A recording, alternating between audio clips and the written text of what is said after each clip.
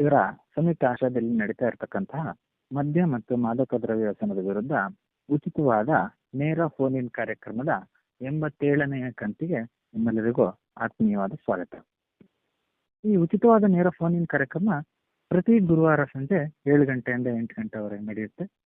ಈ ಕಾರ್ಯಕ್ರಮದಲ್ಲಿ ನಮ್ಮ ಇಂದಿನ ಸಂಪನ್ಮೂಲ ವ್ಯಕ್ತಿಗಳು ಇರ್ತಾರೆ, ಅವ್ರು ಮಾತಾಡ್ತಾರೆ. ನಂತರದಲ್ಲಿ ನಮ್ಮ ಆಸ್ಪತ್ರೆಯ ತಜ್ಞ ವೈದ್ಯರ ತಂಡ ಹಾಗೂ ಆಪ್ತ ಸಮಾಲೋಚಕರ ತಂಡ ನಿಮ್ಮ ಜೊತೆ ಫೋನ್ ಇನ್ ಕಾರ್ಯಕ್ರಮದಲ್ಲಿ ಲಭ್ಯವಿರ್ತಾರೆ.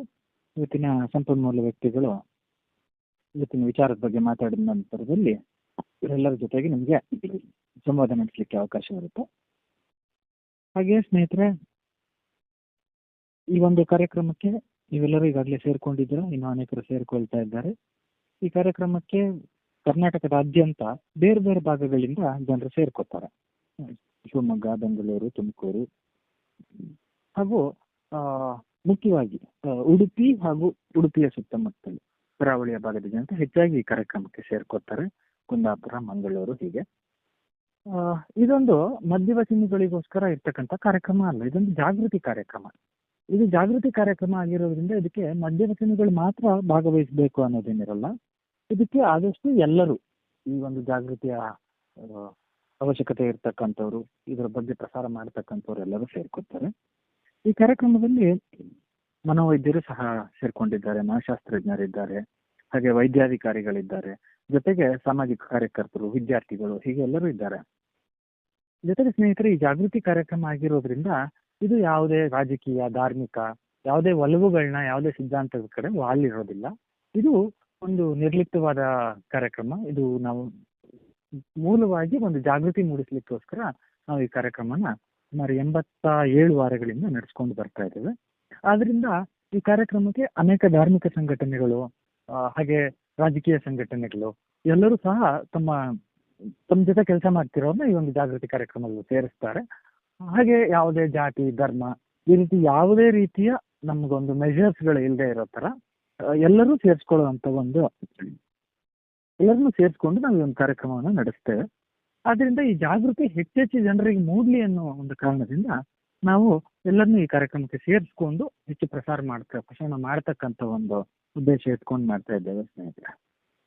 ಈ ಕಾರ್ಯಕ್ರಮದ ರೂಪುರೇಷೆಯನ್ನು ನಾನು ತಿಳಿಸ್ತೇನೆ.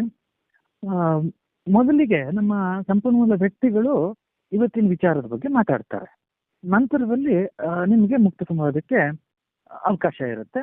ಮುಕ್ತ ಸಂವಾದದಲ್ಲಿ ನೀವು ನಮ್ಮ ಇಂದಿನ ವಿಚಾರದ ಬಗ್ಗೆ ಆಗಲಿ ಅಥವಾ ಮದ್ಯ ಮತ್ತು ಮಾದಕ ದ್ರವ್ಯ ವ್ಯಸನಕ್ಕೆ ಸಂಬಂಧಪಟ್ಟಿರ್ತಕ್ಕಂಥ ಯಾವುದೇ ವಿಚಾರದ ಬಗ್ಗೆ ಆಗಲಿ ನೀವು ಪ್ರಶ್ನೆಗಳನ್ನ ಕೇಳ್ಬೋದು, ಹಾಗೆ ಅನಿಸಿಕೆಗಳನ್ನ ಹಂಚ್ಕೋಬಹುದು, ಹಾಗೂ ಅನುಭವಗಳನ್ನ ಸಹ ನೀವು ನಮ್ಮ ಜೊತೆ ಶೇರ್ ಮಾಡ್ಕೋಬಹುದು. ಜೊತೆಗೆ ನಿಮಗೆ ಯಾವ್ದಾದ್ರು ಸಲಹೆ ಸೂಚನೆಗಳಿದ್ದು ಸಹ ಕೊಡ್ಬೋದು ಸ್ನೇಹಿತರೆ. ಈ ಮುಕ್ತ ಸಂವಾದದ ಸಮಯದಲ್ಲಿ ಒಂದಷ್ಟು ನೀವು ಈ ಒಂದು ಸಂವಾದ ನಡೆಸೋದಕ್ಕಿಂತ ಮೊದಲು ನಮ್ಮ ಸಂಪನ್ಮೂಲ ವ್ಯಕ್ತಿಗಳು ನಿಮ್ಮ ಜೊತೆ ಮಾತಾಡ್ತಾರೆ. ಆ ಸಮಯದಲ್ಲಿ ದಯವಿಟ್ಟು ಎಲ್ಲರೂ ಶಾಂತಿ ಚಿತ್ತರಾಗಿ ಆಲಿಸಬೇಕು. ನಂತರದಲ್ಲಿ ನಿಮಗೆ ಪ್ರಶ್ನೆಗಳನ್ನ ಕೇಳೋದಕ್ಕೆ ಅವಕಾಶ ಇರುತ್ತೆ, ಅಥವಾ ನಿಮ್ಗೆ ಅನುಭವಗಳನ್ನ ಹಂಚ್ಕೋಬೇಕು. ಈ ಎಲ್ಲ ಸಂವಾದಕ್ಕೂ ಉಚಿತವಾಗಿ ನಮ್ಮ ಈ ಒಂದು ಸಂಖ್ಯೆಯನ್ನು ತೆರೆದಿಡಲಾಗುತ್ತೆ. ಆಗ ನೀವು ಮಾತಾಡಬಹುದು ಸ್ನೇಹಿತರೆ. ಅದರಿಂದ ದಯವಿಟ್ಟು ಈ ಒಂದು ಮುಕ್ತ ಸಂವಾದದ ಸಮಯ ಬರೋವರೆಗೂ ತಾವು ಶಾಂತಚಿತ್ತರಾಗಿ ಈ ಕಾರ್ಯಕ್ರಮವನ್ನು ಆಲಿಸಬೇಕು. ನಂತರದಲ್ಲಿ ಪ್ರಶ್ನೆಯನ್ನ ಕೇಳ್ಬೋದು. ಪ್ರಶ್ನೆ ಕೇಳಬೇಕಾದ್ರೆ ನೀವು ನನಗೆ ಮುಜುಗರ ಆಗುತ್ತೆ, ನನ್ನ ವಿವರಗಳನ್ನ ಕೊಟ್ಟರೆ ನನಗೆ ನನ್ನ ಯಾರು ಏನು ಅಂತ ತಿಳ್ಕೊಂಡ್ಬಿಡತ್ತೆ, ನನ್ನ ಸ್ನೇಹಿತರಿಗೆಲ್ಲ ಗೊತ್ತಾಗುತ್ತೆ, ಈ ಕಾರ್ಯಕ್ರಮದಲ್ಲಿ ಬೇರೆ ನನ್ನ ಸ್ನೇಹಿತರು ಸಹ ಇರಬಹುದು ಅಂತಂದು ನಿಮ್ಗೆ ಅನ್ಸಿದ್ರೆ ನೀವು ಆ ಥರ ಮುಜುಗರ ಪಟ್ಕೊಳ್ಳೋ ಯಾವುದೇ ಅವಶ್ಯಕತೆ ಇರುವುದಿಲ್ಲ. ಯಾಕಂದ್ರೆ ನೀವು ನೇರವಾಗಿ ಪ್ರಶ್ನೆಯನ್ನ ಕೇಳ್ಬೋದು. ನಿಮ್ಮ ಹೆಸರು ಇತ್ಯಾದಿ ಯಾವುದೇ ವಿವರಗಳನ್ನ ಕೊಡದೆ ಸಹ ನೀವು ಪ್ರಶ್ನೆಗಳನ್ನ ಕೇಳಬಹುದು. ನಿಮ್ಮ ಗೌಪ್ಯತೆಯನ್ನು ನಾವು ಕಾಪಾಡೋದ್ರಲ್ಲಿ ಬದ್ಧರಾಗಿದ್ದೇವೆ ಅಂತ ಈ ಮೂಲಕ ನಿಮಗೆ ತಿಳಿಸ್ತಾ ಇದ್ದೇನೆ ಸ್ನೇಹಿತರೆ. ಇನ್ನೇನು ಇವತ್ತಿನ ನಮ್ಮ ಕಾರ್ಯಕ್ರಮವನ್ನು ಶುರು ಮಾಡ್ತಕ್ಕಂಥ ಸಮಯ. ಇವತ್ತಿನ ನಮ್ಮ ಕಾರ್ಯಕ್ರಮದಲ್ಲಿ ಶ್ರೀಮತಿ ದೀಪಶ್ರೀ ಅವರು ಆಪ್ತ ಸಮಾಲೋಚಕರು ಡಾಕ್ಟರ್ ಎ ವಿ ಬಾಳಿಗ ಸ್ಮಾರಕ ಆಸ್ಪತ್ರೆ, ಉಡುಪಿ. ಇವರು ಈ ಕಾರ್ಯಕ್ರಮಕ್ಕೆ ಬಂದಿದ್ದಾರೆ. ಇವತ್ತು ಇವರು ನಮ್ಮ ಕಾರ್ಯಕ್ರಮದಲ್ಲಿ ಮದ್ಯಪಾನದ ಕುರಿತಾದ ತಪ್ಪು ನಂಬಿಕೆಗಳು ಮತ್ತು ನಿಜಾಂಶಗಳು, ಅಂದ್ರೆ ಮದ್ಯಪಾನಿಗಳೇ ಆಗಲಿ ಅಥವಾ ಅವರ ಕುಟುಂಬದವರು, ಬಂಧು ಮಿತ್ರರು ಹೀಗೆಲ್ಲರೂ ನನಗೆ ಮದ್ಯಪಾನ ಮಾಡಿದ್ರೆ ಏನಾಗೋದಿಲ್ಲ ಅಥವಾ ಹೀಗಾಗುತ್ತೆ ಅಂತೇನೋ ಒಂದು ತಪ್ಪು ನಂಬಿಕೆಗಳನ್ನ ಇಟ್ಕೊಂಡಿರ್ತಾರಲ್ಲ, ಆ ತಪ್ಪು ನಂಬಿಕೆಗಳು ಏನೇನಿದ್ದಾವೆ ಆಕ್ಚುಲಿ ಅದು ನಿಜವಾದ ಸರಿಯಾದ ವಿಚಾರ ಏನು ಅನ್ನೋದನ್ನ ನಮ್ಮ ಇಂದಿನ ಆಪ್ತ ಸಮಾಲೋಚಕರ, ಇಂದಿನ ಸಂಪನ್ಮೂಲ ವ್ಯಕ್ತಿಗಳಾಗಿರ್ತಕ್ಕಂಥ ಶ್ರೀಮತಿ ದೀಪಶ್ರೀ ಅವರು ಆಪ್ತ ಸಮಾಲೋಚಕರು, ಡಾಕ್ಟರ್ ಎ ವಿ ಬಾಳಿಗ ಸ್ಮಾರಕ ಆಸ್ಪತ್ರೆ, ಉಡುಪಿ. ಇವರು ನಮ್ಮ ಜೊತೆಗೆ ಇವತ್ತಿದ್ದು ನಮಗೆ ಇದನ್ನ ತಿಳಿಸ್ಕೊಡಲಿದ್ದಾರೆ. ಇದು ಇವತ್ತಿನ ವಿಚಾರ ಸ್ನೇಹಿತರೆ. ಈಗಾಗಲೇ ನಮ್ಮ ಅನೇಕ ಭಾಗಗಳಿಂದ ನಮ್ಮ ಎಲ್ಲ ಸ್ನೇಹಿತರು, ಬಂಧುಗಳು, ಹಿತೈಷಿಗಳು ನಮ್ಮ ಕಾರ್ಯಕ್ರಮಕ್ಕೆ ಸೇರ್ಕೊಂಡಿದ್ದಾರೆ. ನಮ್ಮ ಸಂಪನ್ಮೂಲ ವ್ಯಕ್ತಿಗಳು ಸಹ ಈ ಕಾರ್ಯಕ್ರಮಕ್ಕೆ ಬಂದು ನಮ್ಮ ಜೊತೆ ಮಾತಾಡೋರಿದ್ದಾರೆ. ಅದರಿಂದ ಇವತ್ತಿನ ಈ ಕಾರ್ಯಕ್ರಮಕ್ಕೆ ಶ್ರೀಮತಿ ದೀಪಶ್ರೀ ಅವರನ್ನು ನಾನು ಸ್ವಾಗತಿಸ್ತಾ ಇದ್ದೇನೆ. Welcome to the program madam. Star 6 ಅನ್ನು ಒತ್ತೋದ್ರ ಮೂಲಕ ನೀವು ಮಾತಾಡ್ಬೋದು.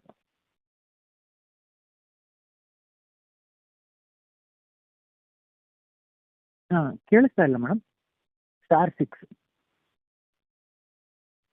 ದಯವಿಟ್ಟು ಬೇರೆ ಯಾರು ಸ್ಟಾರ್ 6 ಅನ್ನು ಒತ್ತಬೇಡಿ. ನೀವು ಸ್ಟಾರ್ 6 ಅನ್ನು ಒತ್ತೋದ್ರ ಮೂಲಕ ನೀವು ಈ ಕಾರ್ಯಕ್ರಮಕ್ಕೆ ಸೇರ್ಕೋಬಹುದು.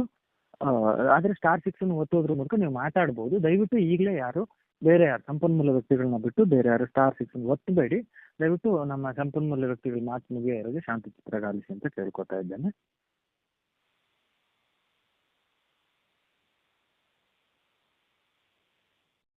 ಮೇಡಮ್, ನೀವು ಮಾತಾಡೋದು ಕೇಳಿಸ್ತಾ ಇಲ್ಲ.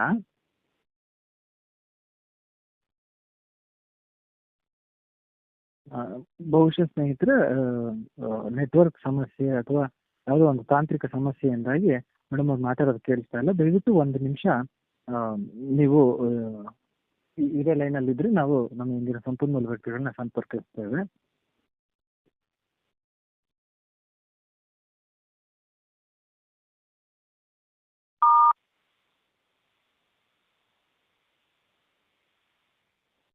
ಹಲೋ,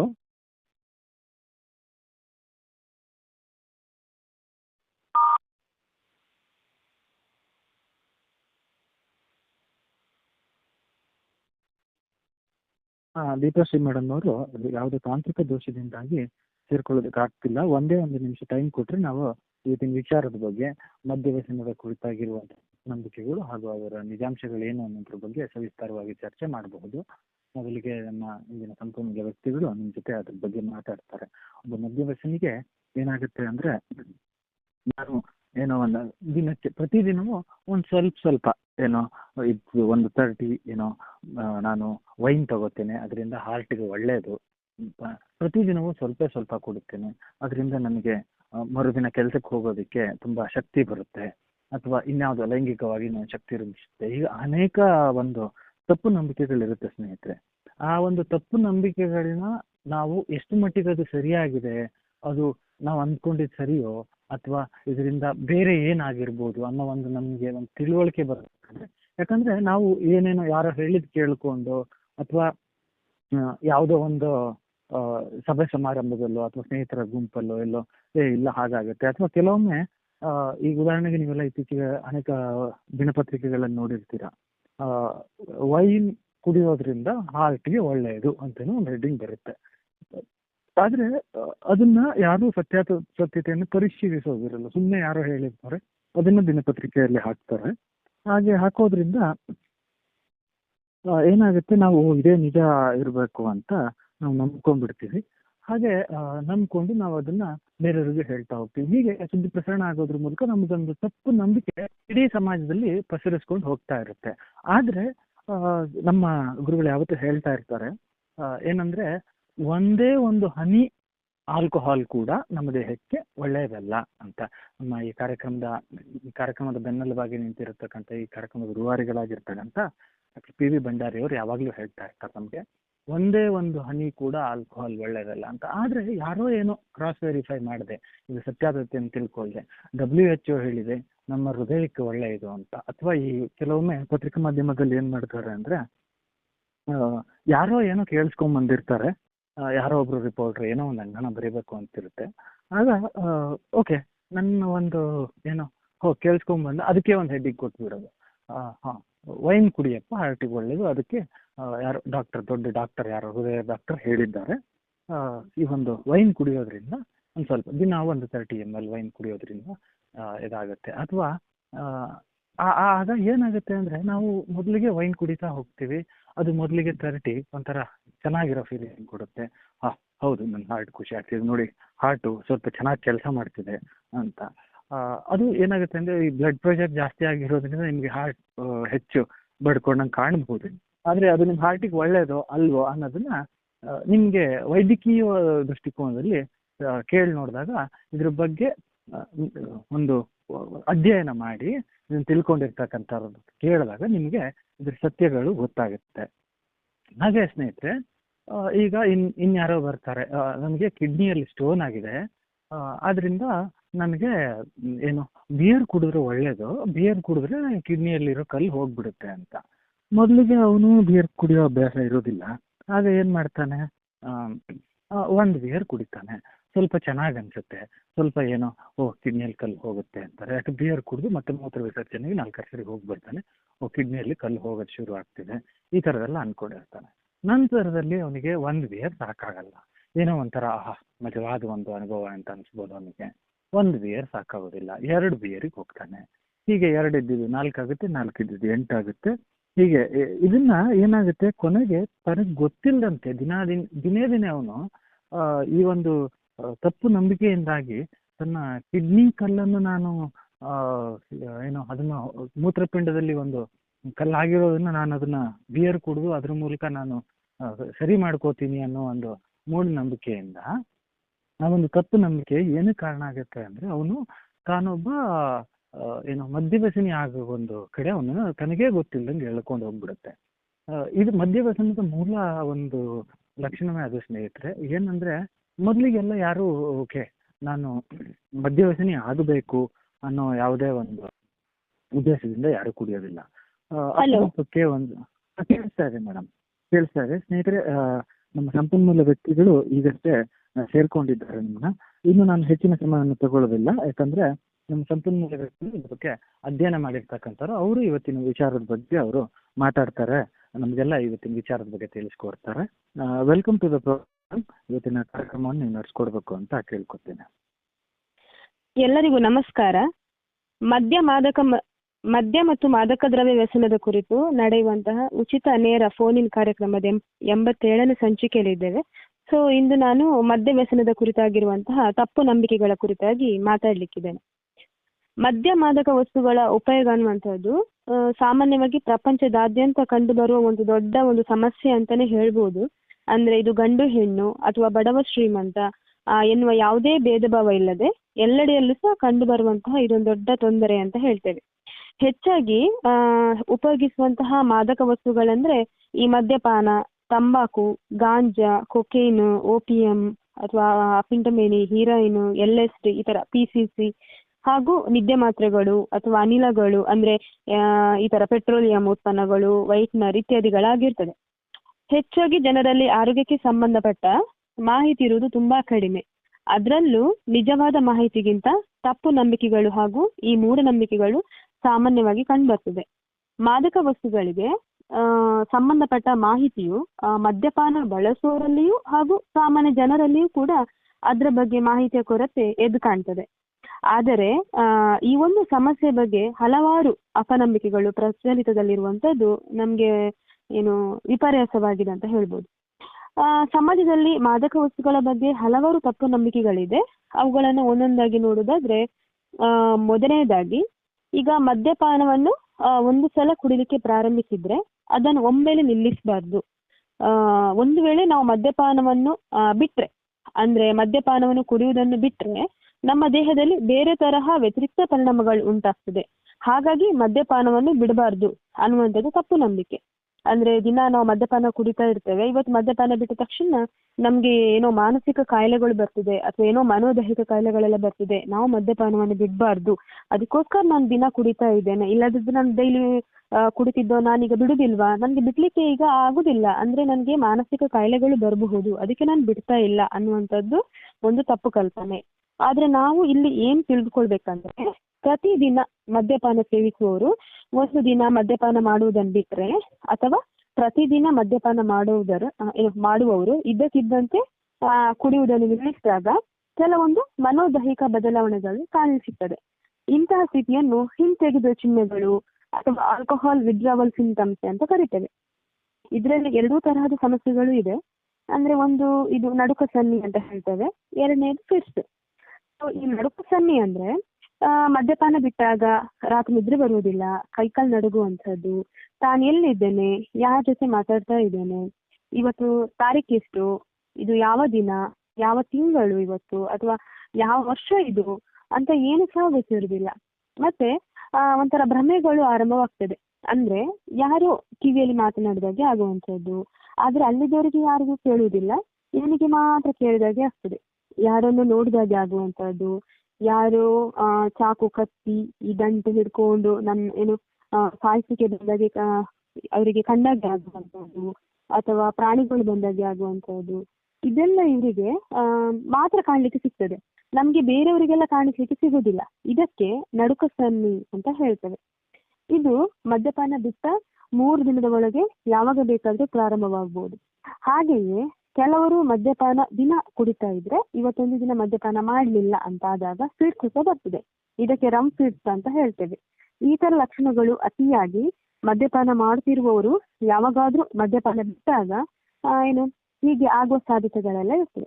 ಹೀಗೆ ಆಗ್ತದೆ ಅಲ್ಲ ಅಂತ ಅನ್ಕೊಂಡು ನಾವೇನ್ ಮಾಡ್ತೀವಿ ಅಂದ್ರೆ ಮದ್ಯಪಾನವನ್ನು ನಾನು ಡೈಲಿ ತಕೊಳ್ತೇನೆ, ನಾನು ಮದ್ಯಪಾನವನ್ನು ಸ್ಟಾಪ್ ಮಾಡುವುದಿಲ್ಲ, ನಾನು ಮದ್ಯಪಾನವನ್ನು ಇನ್ ಕೇಸ್ ಸ್ಟಾಪ್ ಮಾಡಿದ್ರೆ ಹೀಗೆಲ್ಲ ಸಮಸ್ಯೆಗಳೆಲ್ಲ ಆಗ್ತದೆ ಅಂತ ಅನ್ಕೊಂಡು ಕುಡಿತಾ ಇದ್ರೆ ನಮ್ಗೆ ಸಮಸ್ಯೆಗಳು ಇನ್ನೂ ಹೆಚ್ಚಾಗ್ತಾ ಇರ್ತದೆ ವಿನಃ ಕಡಿಮೆ ಆಗುದಿಲ್ಲ. ಹಾಗಾಗಿ ಯಾರಾದ್ರೂ ದಿನ ಮದ್ಯಪಾನ ಸೇವಿಸ್ತಿದ್ರೆ ಅವರಿಗೆ ಒಂದೇ ಸಲ ಮದ್ಯಪಾನ ಬಿಟ್ಟಾಗ ಏನಾದ್ರೂ ಸಮಸ್ಯೆಗಳು ಆಗ್ತದೆ ಅನ್ನುವ ಭಯ ಇದ್ರೆ ನೀವು ಮನೋವೈದ್ಯರ ಸಹಾಯ ಪಡ್ಕೊಂಡು ಬಿಡಬಹುದು. ಆವಾಗ ಮನೋವೈದ್ಯರು ಮುಂಜಾಗ್ರತಾ ಕ್ರಮಗಳನ್ನು ಕೈಗೊಳ್ಳೋದ್ರಿಂದ ನಮ್ಗೆ ಯಾವುದೇ ರೀತಿಯ ಭಯವಿರುವುದಿಲ್ಲ. ಅಂದ್ರೆ ಈಗ ನಾವು ಎಷ್ಟು ಕುಡಿತಿದ್ದೇವೆ, ಎಷ್ಟು ml, ಎಷ್ಟು ಕ್ವಾಂಟಿಟಿ ಕುಡಿತಿದ್ದೇವೆ ಅಂತ ಅದರ ಆಧಾರದ ಮೇಲೆಗೆ ನಮ್ಗೆ ಅವರು ಮಾತ್ರೆಗಳನ್ನು ಕೊಡ್ತಾರೆ. ಹೀಗೆ ಈ ಫಿಟ್ಸ್ ಅಥವಾ ಈ ನಡುಕ ಸನ್ನಿ ಬರದ ಹಾಗೆ ಮುಂಜಾಗ್ರತೆಗಳನ್ನು ವಹಿಸ್ಕೊಳ್ಬಹುದು ಅಂತ. ಹಾಗೆಯೇ ಇನ್ನು ಕೆಲವರು ಹೇಳುದುಂಟು, ನಾನು ಒಳ್ಳೆಯ ಗುಣಮಟ್ಟದ ಮದ್ಯಪಾನವನ್ನು ಮಾಡುವಂತದ್ದು, ಇದರಿಂದ ಏನ್ ಸಹ ತೊಂದರೆ ಆಗುವುದಿಲ್ಲ, ತುಂಬಾ ಕಾಸ್ಟ್ಲಿ ಇದು ಅಂತ ಅನ್ನುವಂತ ಒಂದು ತಪ್ಪು ನಂಬಿಕೆಗಳೆಲ್ಲ ಇದೆ. ಆದ್ರೆ ಮದ್ಯಪಾನದಲ್ಲಿ ಒಳ್ಳೆಯದು ಕೆಟ್ಟದು ಎಂಬುದಿಲ್ಲ ಅಂತ ಎಲ್ಲ ಗುಣಮಟ್ಟ ಸಹ ಆರೋಗ್ಯಕ್ಕೆ ಹಾನಿ ಉಂಟು ಮಾಡ್ತದೆ ಅನ್ನುವಂಥದ್ದು ನಾವು ತಿಳ್ಕೊಳ್ಬೇಕು. ಹಾಗೆಯೇ ಮದ್ಯ ಮಾದಕ ವಸ್ತುಗಳ ಉಪಯೋಗದಿಂದ ಈ ಮದ್ಯಪಾನ ಕುಡಿಯುವುದರಿಂದ ನಮ್ಗೆ ಲೈಂಗಿಕ ಶಕ್ತಿ ಹೆಚ್ಚಾಗ್ತದೆ ಅಥವಾ ಲಿಬಿಡೋ ಹೆಚ್ಚಾಗ್ತದೆ, ಸೆಕ್ಷುವಲ್ ಇಂಟ್ರೆಸ್ಟ್ ಜಾಸ್ತಿ ಆಗ್ತದೆ ಅನ್ನುವಂತಹ ಅಪನಂಬಿಕೆಗಳೆಲ್ಲ ಇದೆ. ಆದ್ರೆ ಮದ್ಯಪಾನ ಮಾಡಿದಾಗ ಲೈಂಗಿಕ ಆಸಕ್ತಿ ಹೆಚ್ಚಾದ ಹಾಗೆ ಆದ್ರೂ ಲೈಂಗಿಕ ಕ್ರಿಯೆಯಲ್ಲಿ ತೊಡಗಿದಾಗ ಮೊದಲಿನ ಹಾಗೆ ಲೈಂಗಿಕ ಕ್ರಿಯೆಯಲ್ಲಿ ತೊಡಗಿದಾಗ ಮೊದಲಿನ ಹಾಗೆ ಲೈಂಗಿಕ ಕ್ರಿಯೆಯ ಸಾಮರ್ಥ್ಯ ಇರುವುದಿಲ್ಲ. ಈ ರೀತಿಯ ತೊಂದರೆಗಳು ಸಮಯ ಕಳೆದ ಹಾಗೆ ಯಾವಾಗಾದರೂ ವ್ಯಕ್ತಿಯು ಮದ್ಯಪಾನ ಮಾಡುವುದನ್ನು ಬಿಟ್ಟಿದ್ರೂ ಸಹ ಈ ಲೈಂಗಿಕ ಸಮಸ್ಯೆಯು ಶಾಶ್ವತವಾಗಿ ಉಳಿದುಕೊಳ್ಳುವ ಸಾಧ್ಯತೆಗಳು ಇರ್ತದೆ ಅಥವಾ ದೀರ್ಘಕಾಲವಾಗಿ ಉಳಿದುಕೊಳ್ಳುವ ಸಾಧ್ಯತೆ ಇದೆ.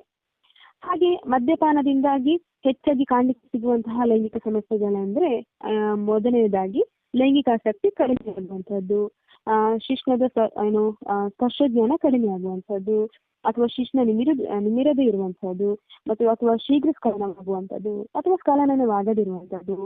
ಈಗ ನಾವು ನೋಡ್ತೇವೆ ನಮ್ಮ ಆಸ್ಪತ್ರೆಯಲ್ಲಿ ಮದ್ಯವ್ಯಸನ ಚಿಕಿತ್ಸೆಗೆ ದಾಖಲಾದ ಹೆಚ್ಚಿನವರಲ್ಲಿ ಈಗ ಒಂದು ಮದುವೆಗೆ 12 ವರ್ಷ ಆಗಿರ್ತದೆ ಅಥವಾ 14 ವರ್ಷ ಆಗಿರ್ತದೆ, ಹೀಗೆ 15-18 ವರ್ಷ ಆಗಿರ್ತದೆ, ಆದ್ರೆ ಮಕ್ಕಳಾಗಿರುವುದಿಲ್ಲ.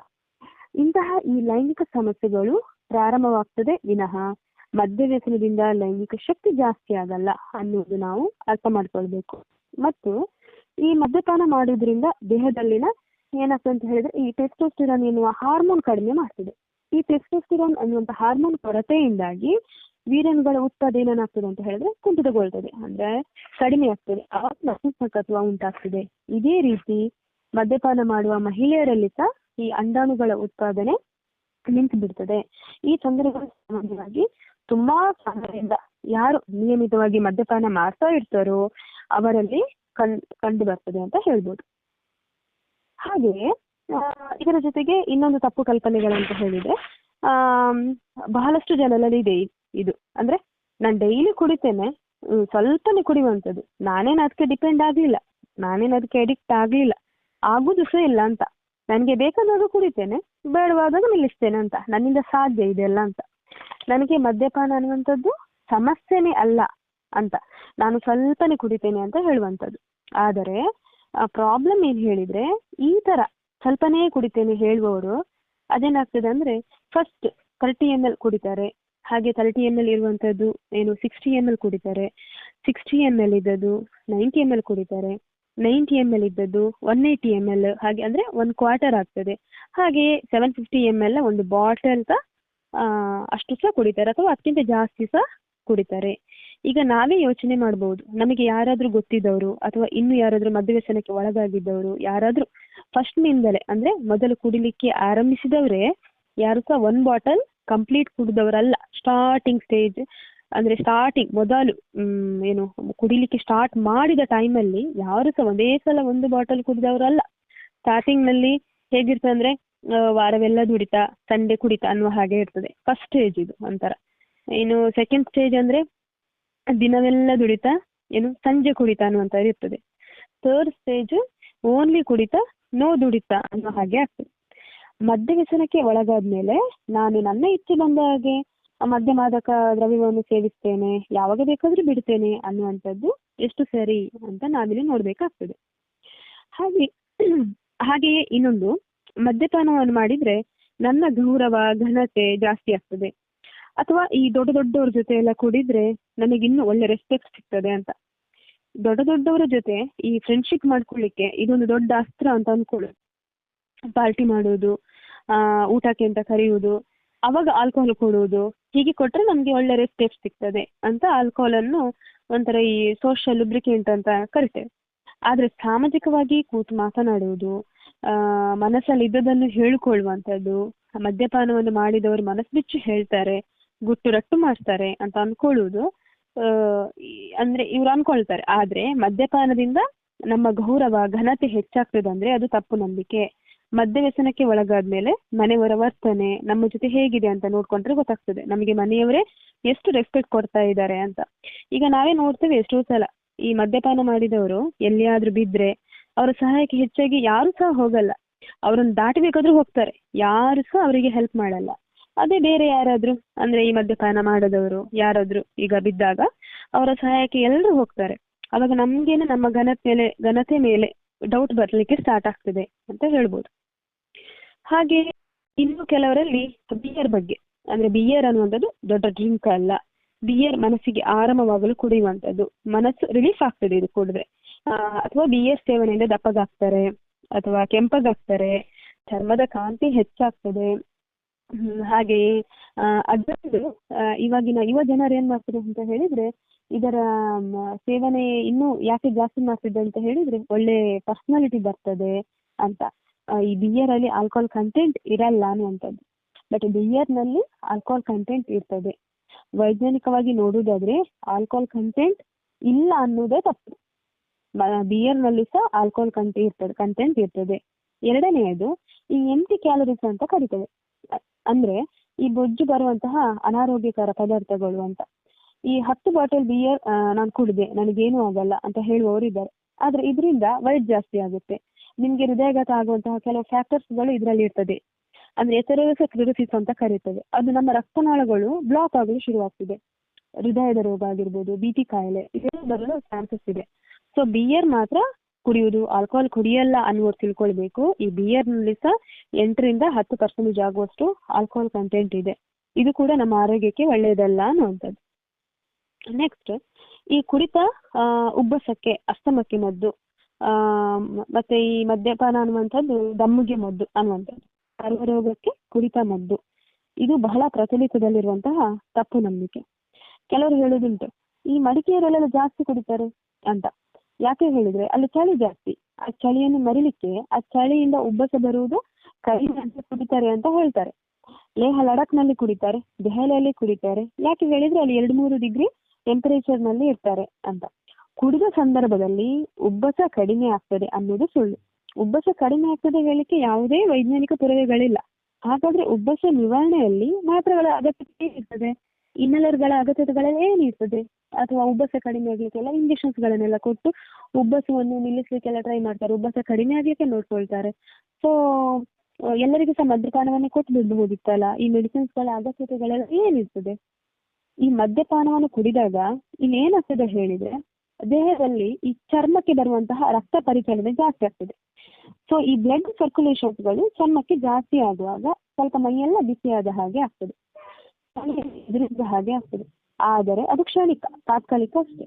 ಮತ್ತೆ ಚಳಿ ಇದ್ದೇ ಇರ್ತದೆ. ಖಂಡಿತವಾಗಲು ಉಬ್ಬಸಕ್ಕೆ, ದಮ್ಮಿಗೆ ಸರೈ ಮದ್ದು ಎನ್ನುವಂಥದ್ದು ವೈಜ್ಞಾನಿಕ ಅಲ್ಲ, ಇದೊಂದು ತಪ್ಪು ನಂಬಿಕೆ ಅಂತ ಹೇಳ್ಬೋದು. ಹಾಗೆಯೇ ಈ ಮದ್ಯಪಾನದಿಂದ ಒಳ್ಳೆಯ ನಿದ್ದೆ, ಹಸಿವೆ ಬರ್ತದೆ.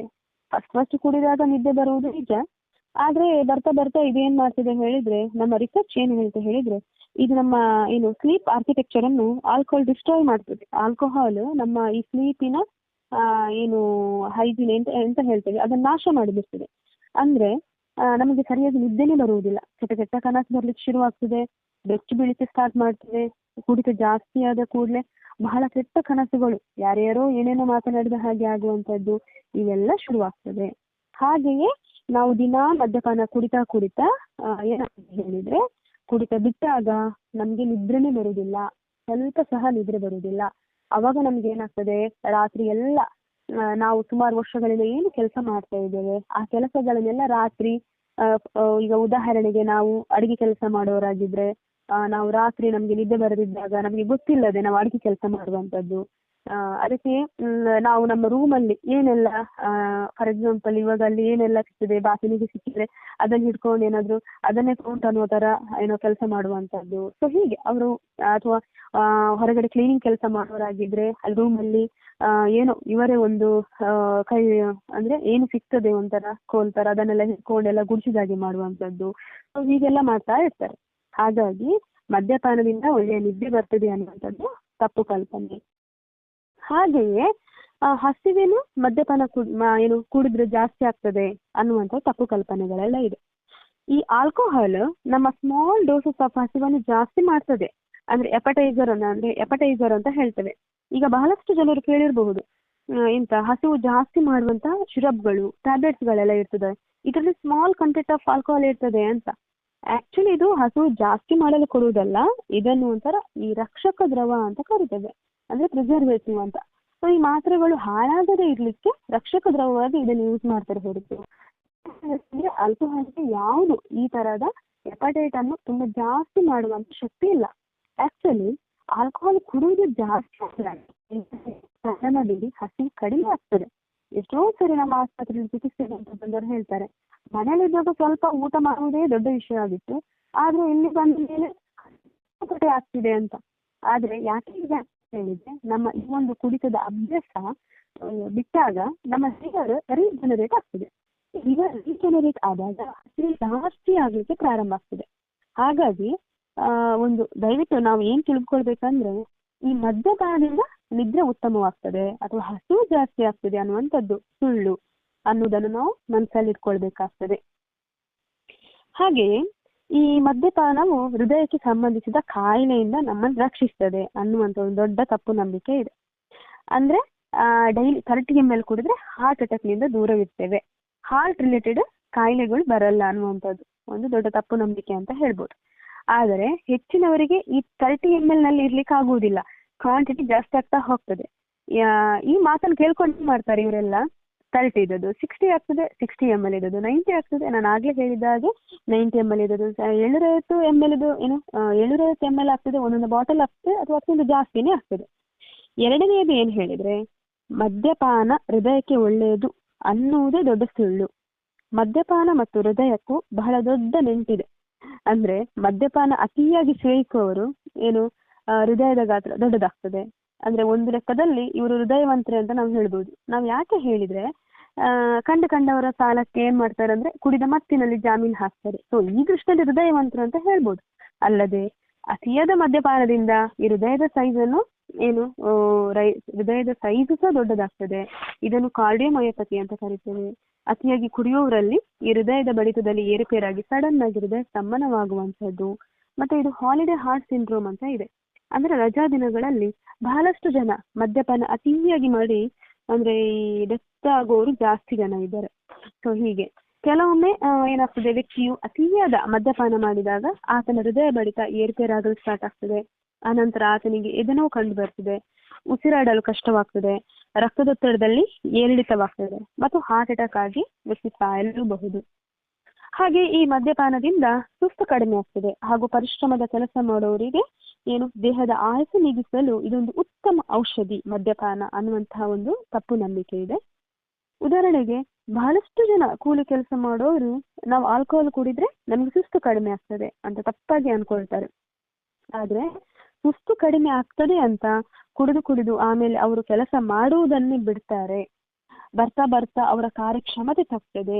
ಆಗಲೇ ಹೇಳಿದ ಹಾಗೆ ಒಂದು ಸಲ ಮದ್ಯಪಾನ ಕುಡಿಯಲು ಆರಂಭ ಮಾಡಿದವರು ಮತ್ತೆ ಅದರ ಮೇಲೆ ಅವರಿಗೆ ನಿಯಂತ್ರಣ ತಪ್ಪಿ ಅವರು ಜಾಸ್ತಿ ಕುಡಿಲಿಕ್ಕೆ ಶುರು ಮಾಡಿದಾಗ ಅವರಿಗೆ ಕೆಲಸಕ್ಕೆ ಹೋಗ್ಲಿಕ್ಕೇನೆ ಸಾಧ್ಯ ಆಗುದಿಲ್ಲ. ಬೆಳಿಗ್ಗೆ ಸ್ವಲ್ಪ ಹೊತ್ತು ಕೆಲಸ ಮಾಡುವುದು, ಆಮೇಲೆ ಅಲ್ಲಿ ಕೆಲಸ ಮಾಡ್ಲಿಕ್ಕೇನೆ ಕಷ್ಟವಾಗುವಂತಹದ್ದು. ಕೊನೆಗೆ ಮದ್ಯಪಾನ ಕುಡಿಲಿಕ್ಕೋಸ್ಕರನೇ ಒಂದು ಹೊತ್ತು ಮಾತ್ರ ಕೆಲಸಕ್ಕೆ ಹೋಗುವುದುಂಟು. ಹಾಗಾಗಿ ಮದ್ಯಪಾನದಿಂದ ಸುಸ್ತು ಕಡಿಮೆ ಆಗ್ತದೆ ಅಂದ್ರೆ ತಪ್ಪು.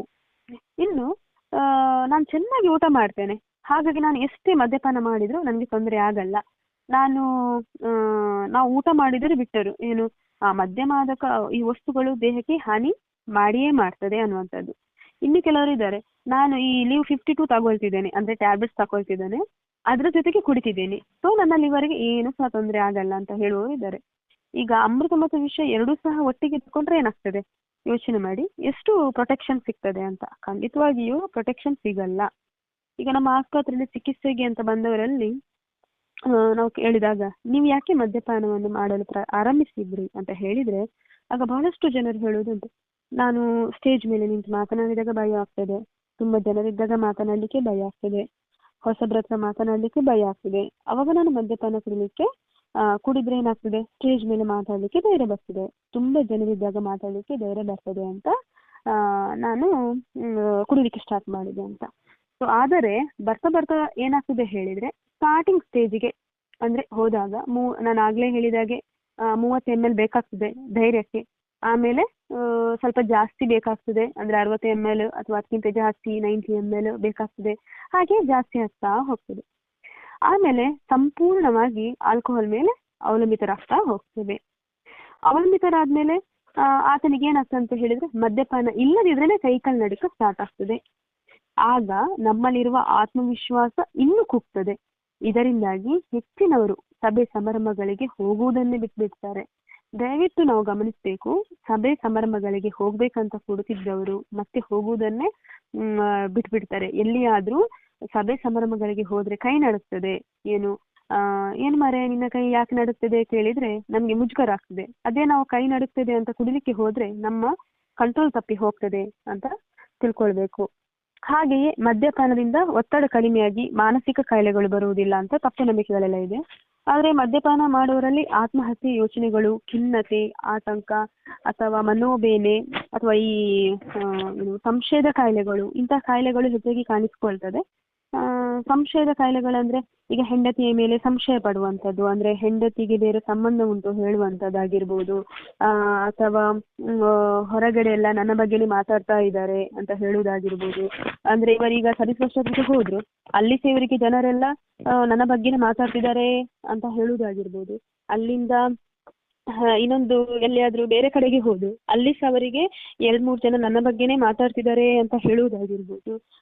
ಅವರಷ್ಟಕ್ಕೆ ಅವರು ನಗಾಡ್ತಾ ಇದ್ರು ಸಹ ಇವರಿಗೆ ನನ್ನ ಬಗ್ಗೆನೇ ನೋಡಿ ನಗಾಡ್ತಾ ಇದ್ದಾರೆ, ಅಥವಾ ಅವರಷ್ಟಕ್ಕೆ ಅವರಿಗೇನೋ ಕೆಮ್ಮು ಬಂತು, ಅದಕ್ಕೆ ಕೆಮ್ಮಿದ್ರು ಸಹ ಇವರನ್ನು ನೋಡಿಯೇ ಕೆಮ್ತಾ ಇದ್ದಾರೆ ಅಂತ ಹೇಳುವುದಾಗಿರ್ಬೋದು.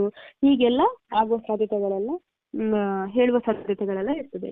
ಸೊ ಈ ತರ ಸಂಶಯ ಕಾಯಿಲೆಗಳು ಇರ್ತದೆ. ಹಾಗೆ ಇದ್ರ ಜೊತೆಗೆ ಹೆಂಡತಿ ಮೇಲೆ ಸಂಶಯ ಪಡುದು, ಅದೇ ನಾನು ಆಗ್ಲೇ ಹೇಳಿದಾಗೆ ನಿಂಗೆ ಬೇರೆ ಸಂಬಂಧ ಉಂಟು ಹೇಳುವಂತಹದ್ದು, ಈ ತರ. ಹಾಗೆಯೇ ದೈನಂದಿನ ವಿಷಯದ ಮೇಲೆ ನೆನಪು ಇರದೇ ಇರುವಂತಹದ್ದು, ಅಂದ್ರೆ ಹಳೆ ನೆನಪುಗಳೆಲ್ಲ ಇರ್ತದೆ. ಅಂದ್ರೆ ಇವತ್ತು ಬೆಳಿಗ್ಗೆ ಏನ್ ತಿಂದೆ, ನಾನು ಪ್ರತಿದಿನ ಉಪಯೋಗಿಸುವ ವಸ್ತುಗಳು ಎಲ್ಲಿ ಇಟ್ಟೆ, ಅಥವಾ ಈ ತರ ಅವ್ರೇನು ಅಂದ್ರೆ ಪೆನ್ ಎಲ್ಲಿಟ್ಟೆ, ಅಥವಾ ಅವರದೆಲ್ಲ ಪ್ರತಿದಿನ ಉಪಯೋಗಿಸುವ ವಸ್ತುಗಳೆಲ್ಲ ಏನಿರ್ತದೆ ಅದನ್ನು ತಾನು ಎಲ್ಲಿಟ್ಟೆ ಅನ್ನುವಂಥದ್ದು ನೆನಪು ಹೋಗುವಂಥದ್ದು. ಆಲ್ಕೋಹಾಲ್ ಎನ್ನುವಂಥದ್ದು ನಮ್ಮ ಮಾನಸಿಕ ಆರೋಗ್ಯಕ್ಕೆ ಒಳ್ಳೆಯದು ಅಥವಾ ಒತ್ತಡ ನಿವಾರಕ ಎನ್ನುವುದು ತಪ್ಪು. ನಾವು ಮಿತವಾಗಿ ಮದ್ಯಪಾನ ಸೇವಿಸುವುದರಿಂದ ಖಿನ್ನತೆ ಕಾಯಿಲೆಯಿಂದ ಗುಣಮುಖ ಹೊಂದಿ ಹೊಸ ಚೈತನ್ಯ ಬರ್ತದೆ ಅಂತಾನೂ ಕೆಲವರೆಲ್ಲ ಹೇಳ್ತಾರೆ. ಸೊ ಇದೊಂದು ತಪ್ಪು ಕಲ್ಪನೆ. ಇದನ್ನು ಇದಕ್ಕೆ ನಾವೆಂತ ಹೇಳ್ತೇವೆ ಅಂದ್ರೆ, ಈ ಸೆಲ್ಫ್ ಮೆಡಿಕೇಶನ್ ಹೈಪೋಥೆಸಿಸ್ ಅಂತ ಹೇಳ್ತದೆ. ಅಂದ್ರೆ ನಾವು ಮದ್ಯ ಸೇವನೆಯನ್ನು ಮಾಡಿದ್ರೆ ಖಿನ್ನತೆ ಕಾಯಿಲೆ ಗುಣ ಆಗ್ತದೆ ಅಂತ ಅನ್ಕೊಂಡು ಕುಡಿಯುವಂಥದ್ದು ಅಂತ ಹಾಗೆ. ಆದ್ರೆ ಅತಿಯಾಗಿ ಮದ್ಯಪಾನ ಮಾಡಿದವರಲ್ಲಿ ಆತ್ಮಹತ್ಯೆ ಆಲೋಚನೆಗಳೆಲ್ಲ ಜಾಸ್ತಿ ಆಗ್ತದೆ ವಿನಃ ಅವರಲ್ಲಿ ಹೊಸ ಚೈತನ್ಯ ಮೂಡುವುದಿಲ್ಲ ಅಂತ ನಾವು ತಿಳ್ಕೊಳ್ಬೇಕಾಗ್ತದೆ. ಇನ್ನು ಪುರುಷರು ಅಂದ್ರೆ ಈ ಪುರುಷರು ಮಾತ್ರ ಮದ್ಯಪಾನ ಮಾಡ್ತಾರೆ, ಮಹಿಳೆಯರು ಏನು ಮದ್ಯಪಾನ ಮಾಡಲ್ಲ ಅಂತ ಹೇಳ್ತಾರೆ. ಆದ್ರೆ ಮಹಿಳೆಯರು ಸಹ ಮದ್ಯಪಾನಕ್ಕೆ ಅವಲಂಬಿತರಾಗುವುದನ್ನು ನಾವು ಕಾಣ್ತೇವೆ. ಹೇಗೆ ಹೇಳಿದ್ರೆ ಕೆಲವರು ಏನ್ ಮಾಡ್ತಾರೆ ಅಂದ್ರೆ, ಈ ಬಾಣಂತಿಯರಿಗೆ ಮದ್ಯ ಕೊಡುವುದರಿಂದ, ಅಂದ್ರೆ ಮದ್ಯಪಾನ ಕೊಡುವುದರಿಂದ ಈ ಸೂತಕ ವಾಯು ಅಥವಾ ಈ ಬಾಣಂತಿ ಗುಣವಾಗ್ತದೆ ಅಂತ. ಅಂದ್ರೆ ಈ ಹೆರಿಗೆಯಾದ ನಂತರ ಕೆಲವು ಮಹಿಳೆಯರಲ್ಲಿ ಕಾಣುವ ಮಾನಸಿಕ ಸಮಸ್ಯೆಗಳಾದಂತಹ ಭಯ, ಬೇಜಾರು ಅಥವಾ ಸಾಯುವ ಆಲೋಚನೆಗಳು ಹಾಗೂ ಕೆಲವೊಂದು ಸಂಶಯದ ಸಮಸ್ಯೆಗಳೆಲ್ಲ ಕಾಣ್ಲಿಕ್ಕೆ ಸಿಗ್ತದೆ. ಅಂದ್ರೆ ಏನಾಗ್ತದೆ ಅಂದ್ರೆ, ಹೆರಿಗೆಯಾದ ನಂತರ ಇದು ಮಗು ನನ್ನದಲ್ಲ ಅಂತ ಹೇಳುವಂತದ್ದು, ಅಥವಾ ಮಗುವನ್ನು ಮುಟ್ಲಿಕ್ಕೆ ಬಿಡುವುದಿಲ್ಲ ಬೇರೆ ಯಾರಿಗೂ. ಯಾಕೆ ಹೇಳಿದ್ರೆ ಅವರು ನನ್ನ ಮಗುವಿನಾದ್ರೂ ಹಾನಿ ಮಾಡ್ತಾರೆ, ನನ್ನ ಮಗುವಿಗೆ ಏನಾದ್ರೂ ಸಾಯಿಸಬಹುದು, ಈ ತರ. ಅಥವಾ ಅದಕ್ಕೆ ಉಸಿರು ಕಟ್ಟುವ ಹಾಗೆ ಮಾಡುವಂತದ್ದು, ಅಂದ್ರೆ ನನ್ನ ಮಗು ಅಂದ್ರೆ ಫೋರ್ಸ್ಫುಲಿ, ಅಂದ್ರೆ ಬೇರೆಯವರೇನೋ ತೊಂದರೆ ಕೊಡ್ತಿದ್ದಾರೆ ಅಂತ ಹಾಗೆ ಅನ್ಕೊಂಡು, ಇವರಿಗೆ ಗೊತ್ತಿಲ್ಲದೆ ಇವರೇನಾದ್ರೂ ಅದನ್ನು ಬಿಗಿಯಾಗಿ ಹಿಡ್ಕೊಳ್ಳೋದಾಗಿರ್ಬೋದು, ಅದರಿಂದ ಮಗುವಿಗೆ ತೊಂದರೆ ಆಗುವುದಾಗಿರ್ಬೋದು. ಅಥವಾ ನಿದ್ರೆ ಮಾಡದೇ ಇರುವಂತಹದ್ದು, ಬೇಜಾರು ಮಾಡ್ಕೊಳ್ಳೋದು, ಭಯ ಆಗುವಂತಹದ್ದು, ಅಥವಾ ಸಾಯುವ ಆಲೋಚನೆಗಳು ಬರುವಂತಹದ್ದು, ಕಿವಿಯಲ್ಲಿ ಬೇರೆ ಬೇರೆ ಯಾರ್ಯಾರೋ ಮಾತನಾಡಿದಾಗೆ ಕೇಳುವುದು, ಈ ತರ. ಅಥವಾ ಯಾವುದೇ ಕೆಲಸಗಳಲ್ಲಿ ಆಸಕ್ತಿ ಇರದೇ ಇರುವಂತಹದ್ದು, ಹೀಗೆಲ್ಲ ಆಗ್ತದೆ ಹೆರಿಗೆ ಆದ ನಂತರ ಕೆಲವು ಮಹಿಳೆಯರಲ್ಲಿ. ಇದಕ್ಕೆ ನಾವು ಏನ್ ಹೇಳ್ತೇವೆ ಅಂತ ಹೇಳಿದ್ರೆ ಬಾಣಂತಿ ಸನ್ನಿ ಅಂತ ಹೇಳ್ತೇವೆ. ಆದರೆ ಆಲ್ಕೋಹಾಲ್ ಕುಡಿಯೋದ್ರಿಂದ ಈ ಬಾಣಂತಿ ಸನ್ನಿ ಗುಣವಾಗ್ತದೆ ಎನ್ನುವ ತಪ್ಪು ನಂಬಿಕೆಗಳೆಲ್ಲ ಇದೆ. ಹಾಗೆಯೇ ಈ ಮದ್ಯ ಸೇವನೆ ಮಾಡೋದ್ರಿಂದ ಅನ್ನುವಂಥದ್ದು ಇದೆ. ಅಂದ್ರೆ ಈ ಮದ್ಯ ಸೇವನೆ ಮಾಡೋದ್ರಿಂದ ಈ ಬಾಣಂತಿ ಸನ್ನಿ ಕಾಯಿಲೆ ಗುಣ ಆಗ್ತದೆ ಅನ್ನುವಂಥದ್ದು. ಮತ್ತೆ ಇದ್ರ ಜೊತೆಗೆ ಇನ್ನು ಯಾಕೆ ಮಹಿಳೆಯರು ಮದ್ಯ ಸೇವನೆ ಮಾಡ್ತಾರೆ ಹೇಳಿದ್ರೆ, ನಾವು ಪುರುಷರಿಗೆ ಸಮಾನವೆಂದು ಭಾವಿಸುವಂಥದ್ದು, ಅಥವಾ ಪ್ರತಿಷ್ಠೆಯ ಸಂಕೇತವಾಗಿ ಮದ್ಯಪಾನವನ್ನು ಸೇವಿಸುವಂಥದ್ದು, ಅಥವಾ ದೇವರ ಪ್ರಸಾದವಾಗಿ ಮದ್ಯಪಾನವನ್ನು ಸೇವಿಸುವುದರಿಂದ ಏನು ಸಹ ಸಮಸ್ಯೆ ಆಗುವುದಿಲ್ಲ ಅಂತ ಅನ್ಕೊಂಡು ಮದ್ಯಪಾನವನ್ನು ಸೇವಿಸ್ತಾರೆ. ಅದಕ್ಕೆ ಮದ್ಯಪಾನಕ್ಕೆ ಅವಲಂಬಿತರಾದ ಅಂದ್ರೆ ಹೀಗೆ ಮಾಡ್ಕೊಂಡು ಅವಲಂಬಿತರಾದವರೆಲ್ಲ ಹೆಚ್ಚಿನವರೆಲ್ಲ ಇದ್ದಾರೆ. ಆದ್ರೆ ಮಹಿಳೆಯರು ಹೀಗೆಲ್ಲ ಕಾರಣಗಳಿಂದ ಮದ್ಯಪಾನ ಕುಡಿದ್ರೆ ಅವರಿಗೆ ಅತಿ ವೇಗವಾಗಿ ದೈಹಿಕ ಸಮಸ್ಯೆಗಳು ಕಾಣ್ಲಿಕ್ಕೆ ಸಿಗ್ತದೆ. ಇನ್ನು ಈ ಗರ್ಭಾವಸ್ಥೆಯಲ್ಲಿ ಇದ್ದಾಗ ಕುಡಿದ್ರೆ ಅಂತೂ ರಕ್ತದಲ್ಲಿನ ಏನೋ ಆಗ್ತದೆ, ಮದ್ಯಪಾನ ಮಗುವಿಗೆ ಸೇರ್ತದೆ. ಇದರಿಂದಾಗಿ ಗರ್ಭಪಾತಗಳು, ಅಕಾಲಿಕ ಜನನ, ಕಡಿಮೆ ಜನನ ತೂಕ, ಹೀಗೆ ಬೇರೆ ಬೇರೆ ಸಮಸ್ಯೆಗಳು ಬರ್ತದೆ. ಹೀಗಾಗಿ ಹೆಣ್ಣು ಮಕ್ಕಳು ಮಾದಕ ವಸ್ತುಗಳ ಚಟಕ್ಕೆ ಒಳಗಾಗುವುದಿಲ್ಲ ಅನ್ನುವಂಥದ್ದು ಸುಳ್ಳು. ಯಾವುದೇ ಲಿಂಗ ಭೇದವಿಲ್ಲದೆ ಎಲ್ಲರೂ ಚಟಕ್ಕೊಳಗಾಗ್ತಾರೆ. ಹಾಗೆಯೇ ಮದ್ಯ ವ್ಯಸನದಿಂದ ಮನುಷ್ಯ ಚುರುಕಾಗ್ತಾನೆ, ಆಕ್ಟಿವ್ ಆಗ್ತಾನೆ ಅಂತ ಕೆಲವರು ಮದ್ಯಪಾನವನ್ನು ಮಾಡ್ಲಿಕ್ಕೆ ಪ್ರಾರಂಭಿಸ್ತಾರೆ. ಆದ್ರೆ ಮದ್ಯ ವ್ಯಸನದಿಂದ ವ್ಯಕ್ತಿ ತಾನು ಮಾಡುವುದು ಸರಿಯೋ ತಪ್ಪು ಎಂಬ ಅರಿವು ಇಲ್ಲದೆ ಅಸಮಾಧಾನಿಕ ಏನೋ ಆಗ್ತದೆ ಅಂದ್ರೆ ಒಂಥರ ಅಬ್ನಾರ್ಮಲ್ ತರ ಒಂಥರ ವರ್ತನೆ ತೋರ್ತಾನೆ, ಅತಿ ಧೈರ್ಯ ಬಂದ ಹಾಗೆ ವರ್ತಿಸುವಂತದ್ದು. ಅವಾಗ ಇದನ್ನು ನಾವು ಚುರುಕು ಎಂದು ಭಾವಿಸುವ ಸಾಧ್ಯತೆ ಎಲ್ಲ ಇರ್ತದೆ. ಹಾಗೆಯೇ ಮದ್ಯ ವ್ಯಸನದಿಂದ ಜನರು ತಮ್ಮ ಕಷ್ಟ ಮತ್ತು ತೊಂದರೆಗಳನ್ನು ಮರೆಯಬಹುದು ಎಂದುಕೊಂಡ್ರೆ ಮದ್ಯ ವ್ಯಸನದಿಂದ ಹಣ ನಷ್ಟವಾಗುವುದಲ್ಲದೆ ಕುಟುಂಬದಲ್ಲಿ ಕಲಹಗಳು, ಕೆಲಸದಲ್ಲಿ ತೊಂದರೆಗಳು ಸಹ ಹೆಚ್ಚಾಗ್ತದೆ ಅನ್ನುವಂಥದ್ದು ತಿಳ್ಕೊಳ್ಬೇಕು. ಇನ್ನೆಂತ ಹೇಳಿದ್ರೆ, ಒಂದು ಬಾರಿ ಚಿಕಿತ್ಸೆಗೊಳಗಾದ ವ್ಯಕ್ತಿ ಸ್ವಲ್ಪ ಸಮಯ ಮದ್ಯಪಾನ ಬಿಟ್ಟು ಮತ್ತೆ ಪುನಃ ಮದ್ಯಪಾನ ಕುಡಿಯಲು ಆರಂಭಿಸಿದ್ರೆ ಇನ್ನು ಇವ ಉದ್ಧಾರ ಆಗುದಿಲ್ಲ, ಇನ್ನು ಮುಂದೆ ಇವನು ಉದ್ಧಾರಲ್ಲ ಅಂತ ಹೆಚ್ಚಿನವರು ಹೇಳ್ತಾರೆ. ಆದ್ರೆ ನಾವಿಲ್ಲಿ ಏನ್ ತಿಳ್ಕೊಳ್ಬೇಕಂದ್ರೆ, ಇದು ಒಂಥರ ನಾವು ಹೊಸದಾಗಿ ಗಾಡಿ ಕಲಿತ ಹಾಗೆ. ಅಂದ್ರೆ ಈಗ ನಮ್ಗೆ ಸ್ಟಾರ್ಟಿಂಗ್ ನಲ್ಲಿ ಗಾಡಿ ಬಿಡುವಾಗ ಕ್ಲಚ್ ಎಲ್ಲಿದೆ ಅಥವಾ ಎಕ್ಸಲೇಟರ್ ಎಲ್ಲಿದೆ ಅಂತ ಕನ್ಫ್ಯೂಸ್ ಆಗಿರ್ತದೆ. ಹುಡುಕ್ತಾನೆ ಇರ್ತೇವೆ ನಾವು ಎಲ್ಲಿದೆ ಅನ್ಕೊಂಡು. ಮತ್ತೆ ಗಾಡಿ ಸಹ ಸ್ಟಾರ್ಟಿಂಗ್ ಅಲ್ಲಿ ಕಲಿಯುವಾಗ ಯಾರಾದ್ರೂ ಸಪೋರ್ಟ್ ಬೇಕಾಗ್ತದೆ, ಸ್ವಲ್ಪ ಮುಂದೆ ಮಾತ್ರ ಹೋಗ್ಲಿಕ್ಕೆ ಆಗುವಂಥದ್ದು. ಮತ್ತೆ ಪುನಃ ಗಾಡಿ ಚಾಲು ಮಾಡಬೇಕು. ಹೀಗೆ ಪ್ರಾಕ್ಟೀಸ್ ಆದ್ಮೇಲೆ ನಮ್ಗೆ ಆರಾಮವಾಗಿ ನಾವು ಅಂದುಕೊಂಡ ಪ್ಲೇಸ್ಗೆಲ್ಲ ತಲುಪಲಿಕ್ಕೆ ಆಗ್ತದೆ. ಹೀಗೆ ಮದ್ಯವ್ಯಸನದ ಕಾಯಿಲೆಯು ಒಂದು ಬಾರಿ ಚಿಕಿತ್ಸೆಗೆ ಬಂದ ಮೇಲೆ 1-2 ತಿಂಗಳು ಅಂದ್ರೆ ಅಥವಾ 3-4 ತಿಂಗಳು ಕುಡಿತ ಬಿಟ್ರೆ ಖುಷಿ ಪಡ್ಬೇಕು. ಯಾಕೆ ಹೇಳಿದ್ರೆ ವರ್ಷದ 365 ದಿನ ಕುಡಿತಿದ್ದವ ಇವಾಗ 3-4 ಮಂತ್ 3 to 4 ಮಂತ್ ಈಗ ಬಿಟ್ಟಿದ್ದಾರೆ ಅಂತ ನೆಕ್ಸ್ಟ್ ಯಾವಾಗ ಪುನಃ ಸ್ಟಾರ್ಟ್ ಮಾಡ್ತಾನೆ ಅವಾಗ್ಲೇ ಮನೋವೈದ್ಯರಿಗೆ ತೋರಿಸ್ಬೇಕು. ಯಾಕೆ ಹೇಳಿದ್ರೆ ನಾಳೆನೂ ನನಗೆ ಈಗ ಉದಾಹರಣೆಗೆ ಈಗ ನಮ್ಮ ಆಸ್ಪತ್ರೆಯಿಂದ ಟ್ರೀಟ್ಮೆಂಟ್ ತಗೊಂಡು ಹೋದ್ರು, ಇಲ್ಲಿಂದ ಹೋದ ನಂತರ 3-4 ತಿಂಗಳು ಕುಡಿತ ಬಿಟ್ಟಿದ್ದಾರೆ, ಮತ್ತೆ ಪುನಃ ಕುಡಿಲಿಕ್ಕೆ ಸ್ಟಾರ್ಟ್ ಮಾಡಿದ್ದೇವೆ ಅಂತ ಆದಾಗ ನಾವೆಂತ ಮಾಡ್ತೀವಿ, ನೀವು ಹೆಚ್ಚಿನವರು ಅಂತ ಹೇಳಿದ್ರೆ ಓಕೆ ಸ್ವಲ್ಪ ಕುಡಿತಿದಾರಲ್ಲ, ಕುಡಿಲಿ ತೊಂದರೆ ಇಲ್ಲ, ಈ ತರ ಕುಡಿದ್ರೆ ತೊಂದರೆ ಇಲ್ಲ ನೋಡಿ, ಕುಡ್ಕೊಂಡು ಬಂದು ಮನೇಲಿ ಬಂದು ಒಳ್ಳೆ ಊಟ ಮಾಡ್ಕೊಂಡು ಚೆನ್ನಾಗಿ ಮಲ್ಕೊಂಡಿದ್ದಾರೆ, ಮತ್ತೆ ನಾಳೆ ಪುನಃ ಕೆಲ್ಸಕ್ಕೆ ಹೋಗ್ತಾರೆ, ತೊಂದರೆ ಇಲ್ಲ ಅಂತ ಅನ್ಕೊಂಡು ಬಿಟ್ಟು ಬಿಡ್ತೇವೆ. ಆದ್ರೆ ಅದು ಎಷ್ಟು ದಿನ ಹಾಗೆ ಆಗ್ತದೆ, ಇವತ್ತು ನಾಳೆ ನಾಡಿದ್ದು 1 ತಿಂಗಳು 2 ತಿಂಗಳು ಹಾಗೆ ಇರ್ಬೋದು. ಮತ್ತೆ ಪುನಃ ಮೊದಲಿನ ಸ್ಟೇಜಿಗೆನೆ ಬರ್ತಾರೆ, ಅಂದ್ರೆ ಪುನಃ ಬೆಳಿಗ್ಗೆನೇ ಕುಡಿಲಿಕ್ಕೆ ಸ್ಟಾರ್ಟ್ ಮಾಡ್ತಾರೆ. ಸೊ ನಾವೆಂತ ಮಾಡ್ಬೇಕು ಹೇಳಿದ್ರೆ, ಈಗ ಒಬ್ಬ ವ್ಯಕ್ತಿ 3-4 ತಿಂಗಳು ಬಿಟ್ಟ ಅಂತ ಹೇಳಿದ್ರೆ ನಾವು ತುಂಬಾ ಖುಷಿ ಪಡ್ಬೇಕು. ಅಂದ್ರೆ ವರ್ಷದ 365 ದಿನ ಕುಡಿತಿದ್ದವನು ಈಗ 3-4 ತಿಂಗಳು ಬಿಟ್ಟ ಅಂತ ಹೇಳಿದ್ರೆ ಖುಷಿ ಪಡ್ಬೇಕು. ಯಾಕೆಂದ್ರೆ ಈ 3-4 ತಿಂಗಳಲ್ಲಿ ಆತನ ಏನು ಆರೋಗ್ಯ ಸುಧಾರಣೆ ಆಗ್ತದೆ, ಮನೆಯಲ್ಲಿ ನೆಮ್ಮದಿಯ ವಾತಾವರಣ ಇರ್ತದೆ, ಅವನಲ್ಲಿ ಪ್ರಗತಿಗಳೆಲ್ಲ ಆಗಿರ್ತದೆ, ಕೆಲಸಕ್ಕೆ ಚೆನ್ನಾಗಿ ಹೋಗಿರ್ತಾರೆ, ಹಾಗಾಗಿ ಖುಷಿ ಪಡ್ಬೇಕು. ಆದ್ರೆ ಅವರು 3-4 ತಿಂಗಳು ಕುಡಿತವನ್ನು ಬಿಟ್ಟು ಮತ್ತೆ ಪುನಃ ಯಾವಾಗಾದ್ರೂ ಕುಡಿಲಿಕ್ಕೆ ಸ್ಟಾರ್ಟ್ ಮಾಡಿದಾಗ ನಾವು ಹಾಗೇನೆ ಬಿಟ್ಟು ಬಿಡ್ಬಾರ್ದು. ಅಥವಾ ನಾವು ಏನ್ ಮಾಡ್ಬೇಕಂತ ಹೇಳಿದ್ರೆ, ನೆಕ್ಸ್ಟ್ ಡೇನೆ, ಈಗ ನಾವು ತಪ್ಪು ಯಾರು ಮಾಡುದಿಲ್ಲ, ಏನೋ ಒಂದು ವಿಷಯಕ್ಕೆ ತಪ್ಪು ಆಯ್ತು, ಇವತ್ತು ನಾನು ತಪ್ಪು ಮಾಡಿದೆ, ಕುಡ್ದೆ ನಾನು, ಆದ್ರೆ ನಾನು ನಾಳೆನೆ ಏನು ಬರ್ಬೇಕು, ಇವತ್ತಾದ್ರೆ ಇವತ್ತು ಅಥವಾ ನಾಳೆನೆ ನಾವು ಆ ಮನೋವೈದ್ಯರನ್ನು ಸಂಪರ್ಕಿಸಬೇಕು. ಅವಾಗ ಏನ್ ಮಾಡ್ತಾರಂತ ಹೇಳಿದ್ರೆ, ಈ ಮನೋವೈದ್ಯರು ಅವರಿಗೆ ನಾಳೆನೂ ಕುಡಿತಬೇಕು ಅನ್ನುವಂತಹ ಆ ಆಶೆ ಏನಿದೆ ಆ ಕಡಿಮೆ ಆಗ್ಲಿಕ್ಕೆ, ಆ ಸೆಳೆತ ಕಡಿಮೆ ಆಗ್ಲಿಕ್ಕೆ ಅವರು ಮೆಡಿಸಿನ್ಸ್ ಗಳನ್ನೆಲ್ಲ ಕೊಡ್ತಾರೆ. ಅವಾಗ ನಾವು ಮತ್ತೆ ಪುನಃ ಕುಡಿಲಿಕ್ಕೆ ಹೋಗದ ಹಾಗೆಲ್ಲ ನೋಡ್ಕೊಳ್ಬಹುದು ಅಂತ. ಹಾಗೆಯೇ ಮಾದಕ ವಸ್ತುವನ್ನು ಅಥವಾ ಮದ್ಯಪಾನವನ್ನು ಉಪಯೋಗಿಸುವವರೆಲ್ಲ ಕೆಟ್ಟ ಜನರು, ಅವರೆಲ್ಲ ಒಳ್ಳೆಯವರಲ್ಲ ಅಂತ ಒಂದು ತಪ್ಪು ನಂಬಿಕೆ ಇದೆ. ಮದ್ಯಪಾನ ಉಪಯೋಗಿಸುವವರಲ್ಲಿ ಒಳ್ಳೆ ಜನ ಅಥವಾ ಕೆಟ್ಟ ಜನ ಎಂಬ ಭೇದ ಭಾವ ಇಲ್ಲ. ಆದ್ರೆ ಮದ್ಯಪಾನದಲ್ಲಿ ಈಥೈಲ್ ಅಂತ ಒಂದು ರಾಸಾಯನಿಕ ಅಂಶ ಇರುವುದರಿಂದ ಒಬ್ಬ ವ್ಯಕ್ತಿ ಪದೇ ಪದೇ ಮದ್ಯಪಾನ ಮಾಡ್ತಾ ಇದ್ದಾನಂತಾದ್ರೆ ಆತನ ಮೆದುಳಿಗೆ ಪ್ರಚೋದನೆ ಮಾಡ್ತದೆ, ಸ್ಟಿಮ್ಯುಲೇಟ್ ಮಾಡ್ತದೆ. ಆಗ ಆ ವ್ಯಕ್ತಿ ಎಷ್ಟೇ ಒಳ್ಳೆಯವನಾದ್ರೂ ಎಷ್ಟೇ ನಗುಮುಖನಾದ್ರೂ ಮದ್ಯಪಾನ ಮಾಡಿದಾಗ ತುಂಬಾ ಸಿಟ್ಟು ಬರುವುದು, ಮನೆ ವಸ್ತುಗಳನ್ನೆಲ್ಲ ಬಿಸಾಡುವಂಥದ್ದು, ಹಾಳು ಮಾಡುವಂಥದ್ದು, ಅಥವಾ ಕಿರಿಕಿರಿ ಪಟ್ಟುಕೊಳ್ಳುವಂಥದ್ದು ಬಿಟ್ರೆ ಮದ್ಯಪಾನ ಉಪಯೋಗಿಸುವವರೆಲ್ಲರೂ ಒಳ್ಳೆ ಜನ ಅಥವಾ ಕೆಟ್ಟ ಜನ ಎಂಬ ಭೇದ ಭಾವಗಳೆಲ್ಲ ಇರುವುದಿಲ್ಲ. ಎಷ್ಟೋ ಸಲ ನಮ್ಮಲ್ಲೇ ಈಗ ಟ್ರೀಟ್ಮೆಂಟ್ಗಳಿಗೆ ಬಂದಾಗ ಅವರ ಮನೆಯವರೆಲ್ಲ ಹೇಳೋದುಂಟು, ಮದ್ಯಪಾನ ಕುಡಿದ್ರೆ ಮಾತ್ರ ಅವ್ರು ಹೀಗೆ ಒಂಥರ ರಾಕ್ಷಸ ತರ ಮಾಡ್ತಾರೆ, ಬಟ್ ಮದ್ಯಪಾನ ಕುಡಿಯದಿದ್ರೆ ಅವರಷ್ಟು ಒಳ್ಳೆಯವರು ಬೇರೆ ಯಾರು ಸಿಗ್ಲಿಕ್ಕೇನಿಲ್ಲ, ಅಷ್ಟು ಒಳ್ಳೆಯವರು ಅವರು ಅಂತ. ಸೊ ಹೀಗೆ ಮತ್ತೆ ಒಳ್ಳೆಯ ಗುಣವುಳ್ಳ ತುಂಬಾ ಬೆಲೆ ಉಳ್ಳ ಮದ್ಯಪಾನವನ್ನು ಸ್ವೀಕರಿಸಿದ್ರೆ ದೇಹಕ್ಕೆ ಹಾನಿಯಾಗುವುದಿಲ್ಲ, ಮತ್ತೆ ಇದು ದೇಹಕ್ಕೆ ನಮ್ಮ ಸದೃಢಗೊಳಿಸ್ತದೆ ಎನ್ನುವಂತ ತಪ್ಪು ನಂಬಿಕೆಗಳೆಲ್ಲ ಇದೆ ಕೆಲವರಲ್ಲಿ. ಆದ್ರೆ ಮದ್ಯಪಾನವು ಕಮ್ಮಿ ರೇಟ್ ಇದ್ದಾಗ್ಲಿ ಅಥವಾ ಜಾಸ್ತಿ ರೇಟ್ ಇದ್ದಾಗ್ಲಿ ಅದರಿಂದ ದೇಹಕ್ಕೆ ಮತ್ತು ಮನಸ್ಸಿನ ಆರೋಗ್ಯಕ್ಕೆ ಹಾನಿ ಉಂಟು ಮಾಡ್ತದೆ ಅನ್ನುವಂಥದ್ದು ನಾವು ತಿಳ್ಕೊಳ್ಬೇಕು. ಅಥವಾ ಇದು ಕಮ್ಮಿ ರೇಟ್ ಇದ್ದು ಅಥವಾ ಜಾಸ್ತಿ ರೇಟ್ ಇದ್ದು ಇದು ನಮಗೆ ಏನು ತೊಂದರೆ ಕೊಡುದಿಲ್ಲ ಅನ್ನುವಂಥದ್ದು ತಪ್ಪು ಅಂತ. ಇನ್ನು ಮದ್ಯಪಾನ ಕುಡಿಯುತ್ತಿರುವವರು ಇನ್ನೊಂದು ಅಂದ್ರೆ ಎಂತ ಹೇಳಿದ್ರೆ, ಈ ಮದ್ಯಪಾನ ಕುಡಿಯುತ್ತಿರುವವರು ಅಧೋಗತಿಗೆ ಇಳಿದಾಗ್ಲೇ ಅವರಿಗೆ ಬುದ್ಧಿ ಬರುವುದು, ಅಲ್ಲೇವರೆಗೆ ಅವರನ್ನು ಸುಧಾರಿಸಲು ಸಾಧ್ಯವೇ ಇಲ್ಲ ಅಂತ ಹೇಳ್ತಾರೆ. ಆದ್ರೆ ಅವರು ಯಾವುದೇ ಹಂತದಲ್ಲಿದ್ರೂ ಸಹ ಸೂಕ್ತ ಚಿಕಿತ್ಸೆಯಿಂದ ಅವರನ್ನು ಬದಲಾಯಿಸಬಹುದು. ಇನ್ನು ಹೆಚ್ಚಾಗಿ ಎಲ್ಲರೂ ತಿಳಿದುಕೊಂಡಿರುವುದೆಂದರೆ ಮದ್ಯಪಾನದಿಂದ ಲಿವರ್ಗೆ ಮಾತ್ರ ತೊಂದರೆ ಆಗ್ತದೆ, ಬೇರೆ ಯಾವುದೇ ಅಂಗಕ್ಕೂ ತೊಂದರೆ ಆಗಲ್ಲ ಅಂತ. ಇದೊಂದು ತಪ್ಪು ನಂಬಿಕೆ. ಆದ್ರೆ ಮದ್ಯಪಾನದಿಂದ ಹಾನಿಗೀಡಾಗುವಂಥದ್ದು ದೇಹದ ಎಲ್ಲ ಅಂಗಗಳು.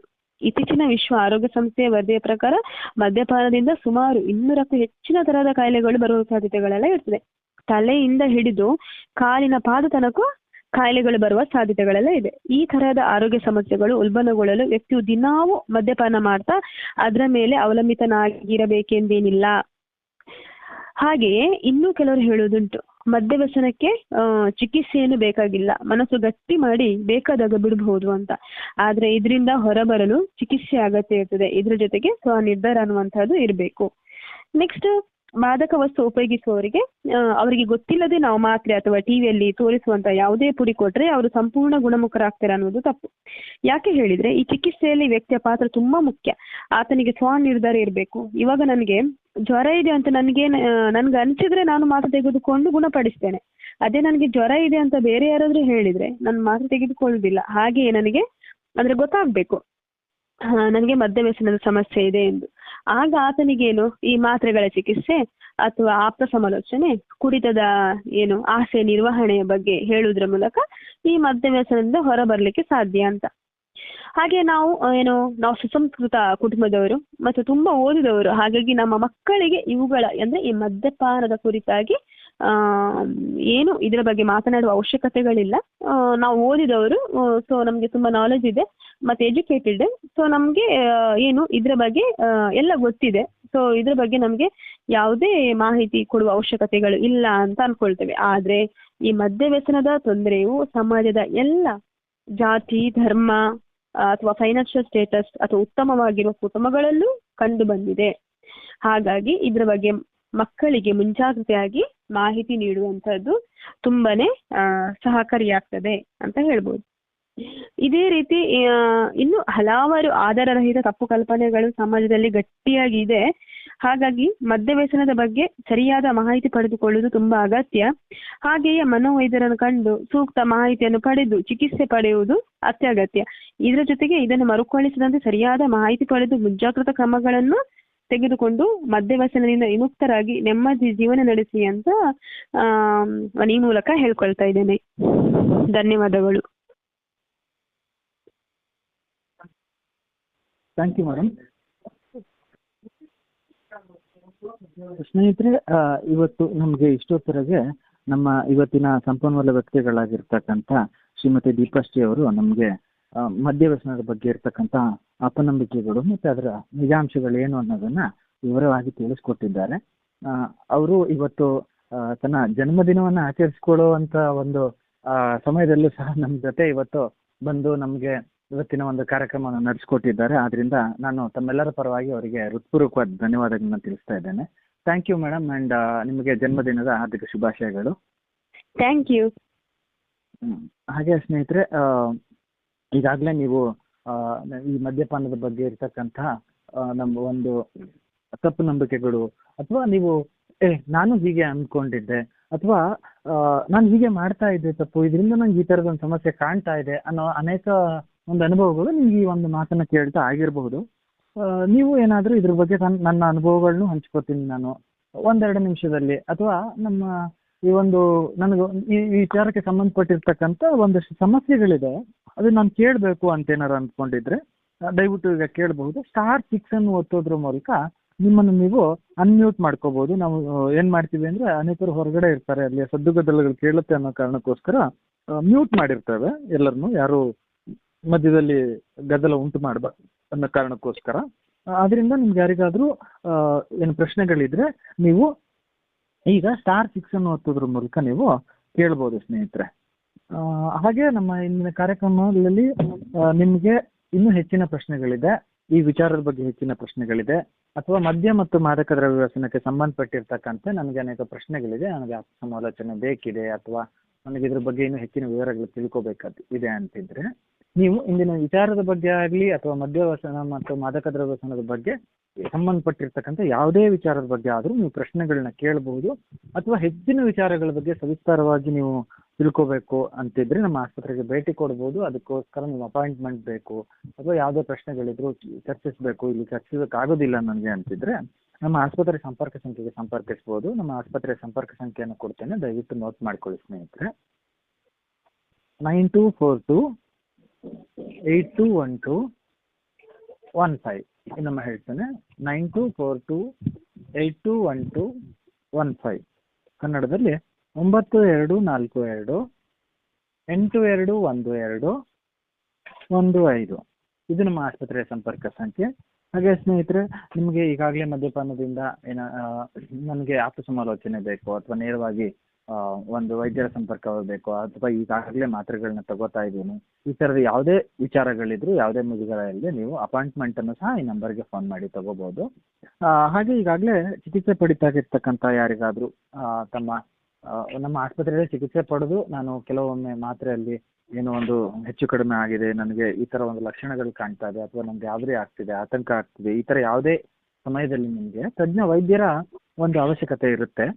ತಕ್ಷಣ ನಾನು ಆಸ್ಪತ್ರೆಗೆ ಫೋನ್ ಮಾಡಿ ನಾನು ಅಪಾಯಿಂಟ್ಮೆಂಟ್ ತಗೊಂಡು ನಾಳೆ ಬರ್ತೀನಿ ಅನ್ನೋವಂಥ ಪರಿಸ್ಥಿತಿ ಇಲ್ಲ. ತುಂಬ ಎಮರ್ಜೆನ್ಸಿ ಮೆಡಿಕಲ್ ಹೆಲ್ಪ್ ಬೇಕಾಗಿರುತ್ತೆ. ಆಗ ಯಾರನ್ನಾದ್ರೂ ಡಾಕ್ಟರ್ ಸಂಬಂಧಪಟ್ಟವ್ರನ್ನ ಸಂಪರ್ಕಿಸಬೇಕು. ಆದರೆ ಮದ್ಯವ್ಯಸನಕ್ಕೆ ಸಂಬಂಧಪಟ್ಟಂಥ ಮಾತ್ರೆ ತಗೋತಾ ಇದ್ದೀನಿ, ಇದು ಪರ್ಟಿಕ್ಯುಲರ್ ಆಗಿ ನಮ್ಮ ಆಸ್ಪತ್ರೆಯಲ್ಲಿ ತಗೋತಾ ಇದ್ದೀನಿ ಅಥವಾ ಹೊರಗಡೆ ತಗೋತಾ ಇದ್ದೀನಿ, ಇದಕ್ಕೆ ಏನು ಮಾಡಬೇಕು ಅನ್ನೋ ಅಂತ ಇದ್ದಲ್ಲಿ ನಮ್ಮ KV ಬೇಗ ಸ್ಮಾರಕ ಆಸ್ಪತ್ರೆ ಉಡುಪಿ ವತಿಯಿಂದ ಒಂದು ಎಮರ್ಜೆನ್ಸಿ ಹೆಲ್ಪ್ ಲೈನ್, ಒಂದು ತುರ್ತು ವೈದ್ಯಕೀಯ ಸಹಾಯಕ್ಕಾಗಿ ಒಂದು ಹೆಲ್ಪ್ ಲೈನ್ ನಂಬರನ್ನು ನಾವು ವ್ಯವಸ್ಥೆ ಮಾಡಿದ್ದೇವೆ.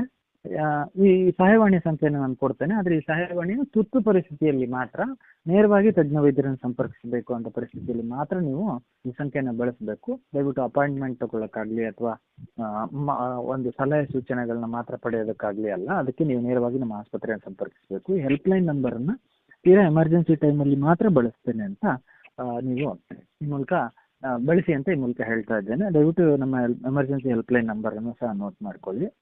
6363139523. ನಮ್ಮ ಹೇಳ್ತೇನೆ 6363139523. ಸ್ನೇಹಿತರೆ, ಇನ್ನೂ ಅನೇಕ ಸೇವೆಗಳು ನಮ್ಮ ಆಸ್ಪತ್ರೆಯ ವತಿಯಿಂದ ಇದೆ. ಉದಾಹರಣೆಗೆ ವೃದ್ಧರಿಗಾಗಿ ಹಗಲು ಆರೈಕೆ ಕೇಂದ್ರದ ವ್ಯವಸ್ಥೆ ಇದೆ, ಅಂದರೆ ಡೇ ಕೇರ್ ಸೆಂಟರ್. ವೃದ್ಧರ ದೀರ್ಘಕಾಲೀನ ಒಳರೋಗಿ ವ್ಯವಸ್ಥೆ ಇದೆ. ಹಾಗೆ ಯೋಗ ಚಿಕಿತ್ಸೆ ಇದೆ, ಆಯುರ್ವೇದ ಚಿಕಿತ್ಸೆ ಇದೆ. ಈ ಎಲ್ಲ ಸೇವೆಗಳು ನಮ್ಮ ಆಸ್ಪತ್ರೆಯಿಂದ ಲಭ್ಯವಿದೆ ಸ್ನೇಹಿತರೆ. ಆದರೆ ಈ ಕಾರ್ಯಕ್ರಮ ನಮ್ಮ ಆಸ್ಪತ್ರೆಯ ಪ್ರಚಾರಕ್ಕಿಂತ ಹೆಚ್ಚಾಗಿ ಇದೊಂದು ಜಾಗೃತಿ ಕಾರ್ಯಕ್ರಮ ಆಗಿರೋದ್ರಿಂದ ಈ ವಿಚಾರದಲ್ಲಿ ನಾವು ಇಲ್ಲಿ ಪ್ರಚಾರವನ್ನು ಮಾಡೋದಿಲ್ಲ. ಬದಲಾಗಿ ನೀವು ನಮ್ಮ ಆಸ್ಪತ್ರೆ ಸಂಪರ್ಕ ಸಂಖ್ಯೆ ನೀವು ಸಂಪರ್ಕಿಸಿ ನೀವು ಹೆಚ್ಚಿನ ವಿವರಗಳನ್ನ ಪಡ್ಕೋಬಹುದು ಸ್ನೇಹಿತರೆ. ಇನ್ನು ಯಾರಿಗಾದ್ರೂ ಪ್ರಶ್ನೆಗಳಿದ್ರೆ ಈಗ ಕೇಳ್ಬೋದು. ನಮ್ಮ ಸಂಪನ್ಮೂಲ ವ್ಯಕ್ತಿಗಳು ಹಾಗೂ ನಮ್ಮ ಆಸ್ಪತ್ರೆಯ ತಜ್ಞ ವೈದ್ಯರು ಹಾಗೂ ಆಪ್ತ ಸಮಾಲೋಚಕರ ತಂಡ ನಿಮಗೆ ಈ ಕಾರ್ಯಕ್ರಮದಲ್ಲಿ ಲಭ್ಯವಿದೆ. ಅವರು ನಿಮ್ಮ ಪ್ರಶ್ನೆಗಳಿಗೆ ಉತ್ತರಿಸುವ ಪ್ರಯತ್ನವನ್ನು ಮಾಡ್ತಾರೆ. ನಿಮ್ಗೆ ಹೆಚ್ಚಿನ ಮಾರ್ಗದರ್ಶನ ಬೇಕಾದಲ್ಲಿ ನೀಡ್ತಾರೆ ಅಂತ ಮೂಲಕ ಹೇಳ್ತಾ ಇದ್ದೇನೆ ಸ್ನೇಹಿತರೆ. ಹಾಗೆ ಮತ್ತೊಮ್ಮೆ ಈಗಾಗಲೇ ಸಮಯ ಆಗಿದೆ. ಪ್ರತಿ ಗುರುವಾರ ಸಂಜೆ 7 ಗಂಟೆಯಿಂದ 8 ಗಂಟೆವರೆಗೆ ನಡೀತಕ್ಕಂಥ ಕಾರ್ಯಕ್ರಮ ಇನ್ನೇನೊಂದು 5 ನಿಮಿಷದಲ್ಲಿ ಮುಗಿಸ್ತೇವೆ. ನಂತರದಲ್ಲಿ ನಿಕೋಟಿನ್ ಅನಾನಿಮಸ್ ಎಂಬ ಗ್ರೂಪ್ ಇದೇ ವಿಚಾರದಲ್ಲಿ ಇದೇ ಲೈನ್ನಲ್ಲಿ ಅವರು ಪ್ರತಿ ವಾರವೂ ಸಭೆಯನ್ನು ನಡೆಸ್ತಾರೆ. ಅದರಿಂದ ಅವ್ರಿಗೆ ಅವಕಾಶ ಮಾಡಿಕೊಡ್ತಾ ಇದ್ದೇವೆ ನಾವು. ಅದರಿಂದ ಈ ಕಾರ್ಯಕ್ರಮ ಮುಗಿಸೋ ಕಡೆ ಬಂದಿದ್ದೇವೆ ಸ್ನೇಹಿತರೆ. ಯಾರಿಗಾದ್ರೂ ಪ್ರಶ್ನೆಗಳಿದ್ರೆ ಕೇಳಬಹುದು.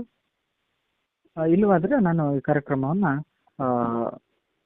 ಈ ಮುಗಿಸೋ ಕಡೆ ಹೊರಡೋಣ ಸ್ನೇಹಿತರೆ. ಡಾಕ್ಟರ್ ಎ ವಿ ಬಾಳಿಗ ಸ್ಮಾರಕ ಆಸ್ಪತ್ರೆ ಉಡುಪಿ ಹಾಗೂ ಕಮಲ್ಯ ಬಾಳಿಗ ಚಾರಿಟಬಲ್ ಟ್ರಸ್ಟ್ ಮುಂಬೈ ಇದರ ಸಂಯುಕ್ತ ಆಶ್ರಯದಲ್ಲಿ ನಡೀತಾ ಇರ್ತಕ್ಕಂಥ ಮದ್ಯ ಮತ್ತು ಮಾದಕ ದ್ರವ್ಯ ವ್ಯಸನದ ವಿರುದ್ಧ ಉಚಿತವಾದ ವಾರಕ್ಕೊಮ್ಮೆ ನೇರ ಫೋನ್ ಇನ್ ಕಾರ್ಯಕ್ರಮ 87ನೇ ಕಂತು, ಸುಮಾರು 87 ವಾರಗಳ ಕಾಲ ಪ್ರತಿ ಗುರುವಾರ ಸಂಜೆ 7 ಗಂಟೆಯಿಂದ 8 ಗಂಟೆವರೆಗೆ ನಡ್ಸ್ಕೊಂಡ್ಬರ್ತಿರೋ ಈ ಕಾರ್ಯಕ್ರಮ 87 ವಾರಗಳನ್ನ ಮುಗಿಸಿದೆ.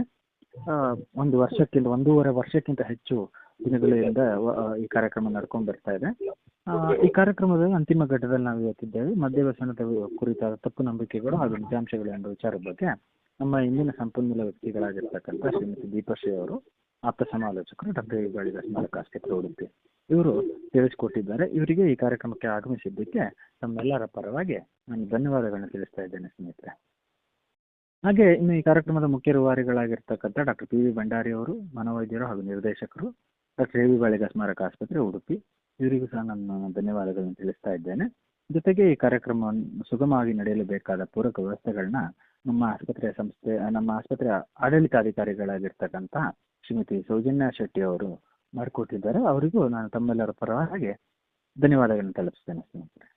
ಹಾಗೆ ಈ ಕಾರ್ಯಕ್ರಮದ ಸಂಯೋಜನಾ ಜವಾಬ್ದಾರಿಯನ್ನು ಶ್ರೀಮತಿ ಪದ್ಮಾ ರಾಘವೇಂದ್ರ ಅವರು ನಿರ್ವಹಿಸ್ತಾ ಬಂದಿದ್ದಾರೆ. ಅವರಿಗೂ ಸಹ ನಾನು ತಮ್ಮೆಲ್ಲರ ಪರವಾಗಿ ಧನ್ಯವಾದಗಳನ್ನು ತಿಳಿಸ್ತೇನೆ. ಜೊತೆಗೆ ನಮ್ಮ ಆಸ್ಪತ್ರೆ ಉದ್ಯೋಗಿಗಳಾಗಿರ್ತಕ್ಕಂಥ ಶ್ವೇತಾ, ರಂಗನಾಥ್, ಅನಿಲ್ ಹಾಗೂ ದೀಪಶ್ರೀ ಮೇಡಮ್ ಅವರು ಸಹ ಈ ಕಾರ್ಯಕ್ರಮಕ್ಕೆ ಬೇಕಾದ ಪೂರಕ ಎಲ್ಲ ವ್ಯವಸ್ಥೆಗಳು, ಆಫೀಸ್ ವರ್ಕ್ ಇರಬಹುದು, ದಾಖಲೀಕರಣ, ರೆಕಾರ್ಡಿಂಗ್, ಸಾಮಾಜಿಕ ಜಾಲತಾಣ ನಿರ್ವಹಣೆ ಇತ್ಯಾದಿ ಎಲ್ಲ ರೀತಿಯ ವ್ಯವಸ್ಥೆಗಳನ್ನ ಸಹ ಮಾಡಿಕೊಟ್ಟಿರೋದ್ರಿಂದ ಅವರೆಲ್ಲರಿಗೂ ಸಹ ನಾನು ಧನ್ಯವಾದಗಳನ್ನ ತಿಳಿಸ್ತೇನೆ. ಜೊತೆಗೆ ಈ ಕಾರ್ಯಕ್ರಮ ಕೇವಲ 1-2 ಜನರಿಂದ ಆಗಲ್ಲ. ನಮ್ಮ ಇಡೀ ಆಸ್ಪತ್ರೆಯ ತಜ್ಞ ವೈದ್ಯರ ತಂಡ ಹಾಗೂ ಆಪ್ತ ಸಮಾಲೋಚಕರ ತಂಡ ಈ ಕಾರ್ಯಕ್ರಮದ ಬೆನ್ನೆಲುಬಾಗಿ ನಿಂತಿದೆ. ಅವರೆಲ್ಲರಿಗೂ ಸಹ ನಾನು ಧನ್ಯವಾದಗಳನ್ನು ತಿಳಿಸ್ತೇನೆ ಸ್ನೇಹಿತರೆ. ಕೊನೆಯದಾಗಿ ಸ್ನೇಹಿತರೆ, ಈ ಕಾರ್ಯಕ್ರಮ ಪ್ರತಿ ಗುರುವಾರ ಸಂಜೆ 7 ಗಂಟೆಯಿಂದ 8 ಗಂಟೆವರೆಗೆ ನಡೆಯುತ್ತೆ. ಪ್ರತಿ ವಾರವೂ ಬೇರೆ ಬೇರೆ ಸಂಪನ್ಮೂಲ ವ್ಯಕ್ತಿಗಳು ಬಂದು ಬೇರೆ ಬೇರೆ ವಿಷಯಗಳ ಬಗ್ಗೆ ಮಾತಾಡ್ತಾರೆ. ಒಂದೇ ವಾರದಲ್ಲಿ ನಾನು ಒಂದು ದಿನ ಈ ಕಾರ್ಯಕ್ರಮ ಅಟೆಂಡ್ ಮಾಡಿದೆ, ಮುಗೀತು, ನಾನು ತಿಳ್ಕೊಂಡೆ ಅಂತಲ್ಲ. ಪ್ರತಿ ವಾರ ಬೇರೆ ಬೇರೆ ವಿಚಾರಗಳನ್ನ ತಗೊಂಡು ಮದ್ಯ ಮತ್ತು ಮಾದಕ ದ್ರವ್ಯ ವ್ಯಸನಕ್ಕೆ ಸಂಬಂಧಪಟ್ಟಿರ್ತಕ್ಕಂಥ ಬೇರೆ ಬೇರೆ ವಿಚಾರಗಳನ್ನ ತಗೊಂಡು ನಾವು ಮಾತಾಡ್ತೇವೆ. ಆದ್ರಿಂದ ನೀವು ಪ್ರತಿ ವಾರವೂ ಇದರಲ್ಲಿ ತಪ್ಪದೆ ಭಾಗವಹಿಸಿ. ನೀವು ಭಾಗವಹಿಸೋದಲ್ಲದೆ ನಿಮ್ಮ ಇತರ ಸ್ನೇಹಿತರಿಗೂ ತಿಳಿಸಿ ಅಂತ ಹೇಳೋದಕ್ಕೆ ಇಷ್ಟಪಡ್ತೇನೆ ಸ್ನೇಹಿತರೆ. ಯಾಕಂದ್ರೆ ನಾವು ಈ ಕಾರ್ಯಕ್ರಮವನ್ನು ಒಂದು ಜಾಗೃತಿ ಕಾರ್ಯಕ್ರಮ ಅಂತ ಯಾವುದೇ ಒಂದು ಲಾಭದ ಉದ್ದೇಶದಿಂದ ನಡೆಸ್ತಾ ಇಲ್ಲ, ಒಂದು ಜಾಗೃತಿ ಮೂಡಿಸೋದಕ್ಕೋಸ್ಕರ ನಡೆಸ್ತಾ ಇದ್ದೇವೆ. ಆದ್ರಿಂದ ಇದರಲ್ಲಿ ನಮ್ಮ ಆಸ್ಪತ್ರೆಯ ಪ್ರಚಾರ ಕಾರ್ಯಕ್ರಮಗಳ ಬಗ್ಗೆ ಹೆಚ್ಚಿನ ವಿವರಗಳು ಇರೋದಿಲ್ಲ. ಇದು ಕೇವಲ ಒಂದು ಜಾಗೃತಿ ಕಾರ್ಯಕ್ರಮ ಆಗಿರೋದ್ರಿಂದ ಇದು ಜನರಿಂದ ಜನರಿಗೆ ತಿಳಿದೇ ಈ ಕಾರ್ಯಕ್ರಮಕ್ಕೆ ಒಂದಷ್ಟು ಜನ ಸೇರ್ಕೋಬೇಕು. ಅದರಿಂದ ನಿಮಗೆ ಯಾರಿಗೆ ಇದರ ಅವಶ್ಯಕತೆ ಇದೆ ಅನ್ಸುತ್ತೆ, ಯಾವುದೇ ಸಂಘ ಸಂಸ್ಥೆ ಸಂಘಟನೆ ಗುಂಪು ಹಾಗೂ ಯಾವುದೇ ಮಧ್ಯವರ್ತಿಗಳ ಅವರ ಬಂಧು ಬಾಂಧವರು ಹಿತೈಷಿಗಳು ಯಾರಿಗೂ ಸಹ ಇದರ ಅವಶ್ಯಕತೆ ಇದ್ರೆ ಅವರಿಗೆ ನೀವು ತಿಳಿಸಿ ಅದ್ರ ಮೂಲಕ ಹೆಚ್ಚು ಹೆಚ್ಚು ಜನರು ಈ ಕಾರ್ಯಕ್ರಮಕ್ಕೆ ಭಾಗವಹಿಸುವಂತೆ ಮಾಡಿ ಅಂತ ನಾನು ನಿಮ್ಮಲ್ಲಿ ವಿನಂತಿಸಿಕೊಳ್ತಾ ಇದ್ದೇನೆ ಸ್ನೇಹಿತರೆ. ಹಾಗೂ ಇಷ್ಟೊತ್ತವರೆಗೆ ನಮ್ಮ ಈ ಕಾರ್ಯಕ್ರಮದಲ್ಲಿ ಸಂಪನ್ಮೂಲ ವ್ಯಕ್ತಿಗಳು ಮಾತಾಡುವವರೆಗೆ ಶಾಂತಚಿತ್ತರಾಗಿ ಆಲಿಸಿ ಇದ್ರ ಬಗ್ಗೆ ತಾವೆಲ್ಲರೂ ಇದ್ರ ಬಗ್ಗೆ ಹೆಚ್ಚಿನ ವಿಚಾರಗಳನ್ನ ತಿಳ್ಕೊಂಡಿದ್ದೀರಾ ಅಂತ ಅಂದ್ಕೋತೀನಿ. ಇನ್ನೇನು ಸಮಯ ಆಗ್ತಿದೆ, ಆದ್ರಿಂದ ಈ ಕಾರ್ಯಕ್ರಮವನ್ನು ಮುಗಿಸೋ ಕಡೆ ಹೊರಡೋಣ. ಡಾಕ್ಟರ್ ಎ ವಿ ಬಾಳಿಗ ಸ್ಮಾರಕ ಆಸ್ಪತ್ರೆ ಉಡುಪಿ ಹಾಗೂ ಕಮಲ್ಯ ಬಾಳಿಗ ಚಾರಿಟೇಬಲ್ ಟ್ರಸ್ಟ್ ಮುಂಬೈ ಇವರ ಸಂಯುಕ್ತ ಆಶ್ರಯದಲ್ಲಿ ನಡೆದಿರ್ತಕ್ಕಂಥ ಮದ್ಯ ಮತ್ತು ಮಾದಕ ದ್ರವ್ಯ ವ್ಯಸನದ ವಿರುದ್ಧ ವಾರಕ್ಕೊಮ್ಮೆ ಉಚಿತವಾದ ನೇರ ಫೋನ್ ಇನ್ ಕಾರ್ಯಕ್ರಮದ 87ನೆಯ ಕಂತಿನ ಅಂತಿಮ ಘಟ್ಟಕ್ಕೆ ನಾವಿವತ್ತು ತಲುಪಿದ್ದೇವೆ. ಈ ಕಾರ್ಯಕ್ರಮದಲ್ಲಿ ಭಾಗವಹಿಸಿರ್ತಕ್ಕಂಥ ಎಲ್ಲರಿಗೂ ನಾನು ಧನ್ಯವಾದಗಳನ್ನು ತಿಳಿಸ್ತಾ ಈ ಕಾರ್ಯಕ್ರಮವನ್ನು ಮುಕ್ತಾಯಗೊಳಿಸ್ತಾ ಇದ್ದೇವೆ. ಈ ಕಾರ್ಯಕ್ರಮದಲ್ಲಿ ಭಾಗವಹಿಸಿದ್ದ ಎಲ್ಲರಿಗೂ ಧನ್ಯವಾದಗಳು. ಶುಭರಾತ್ರಿ.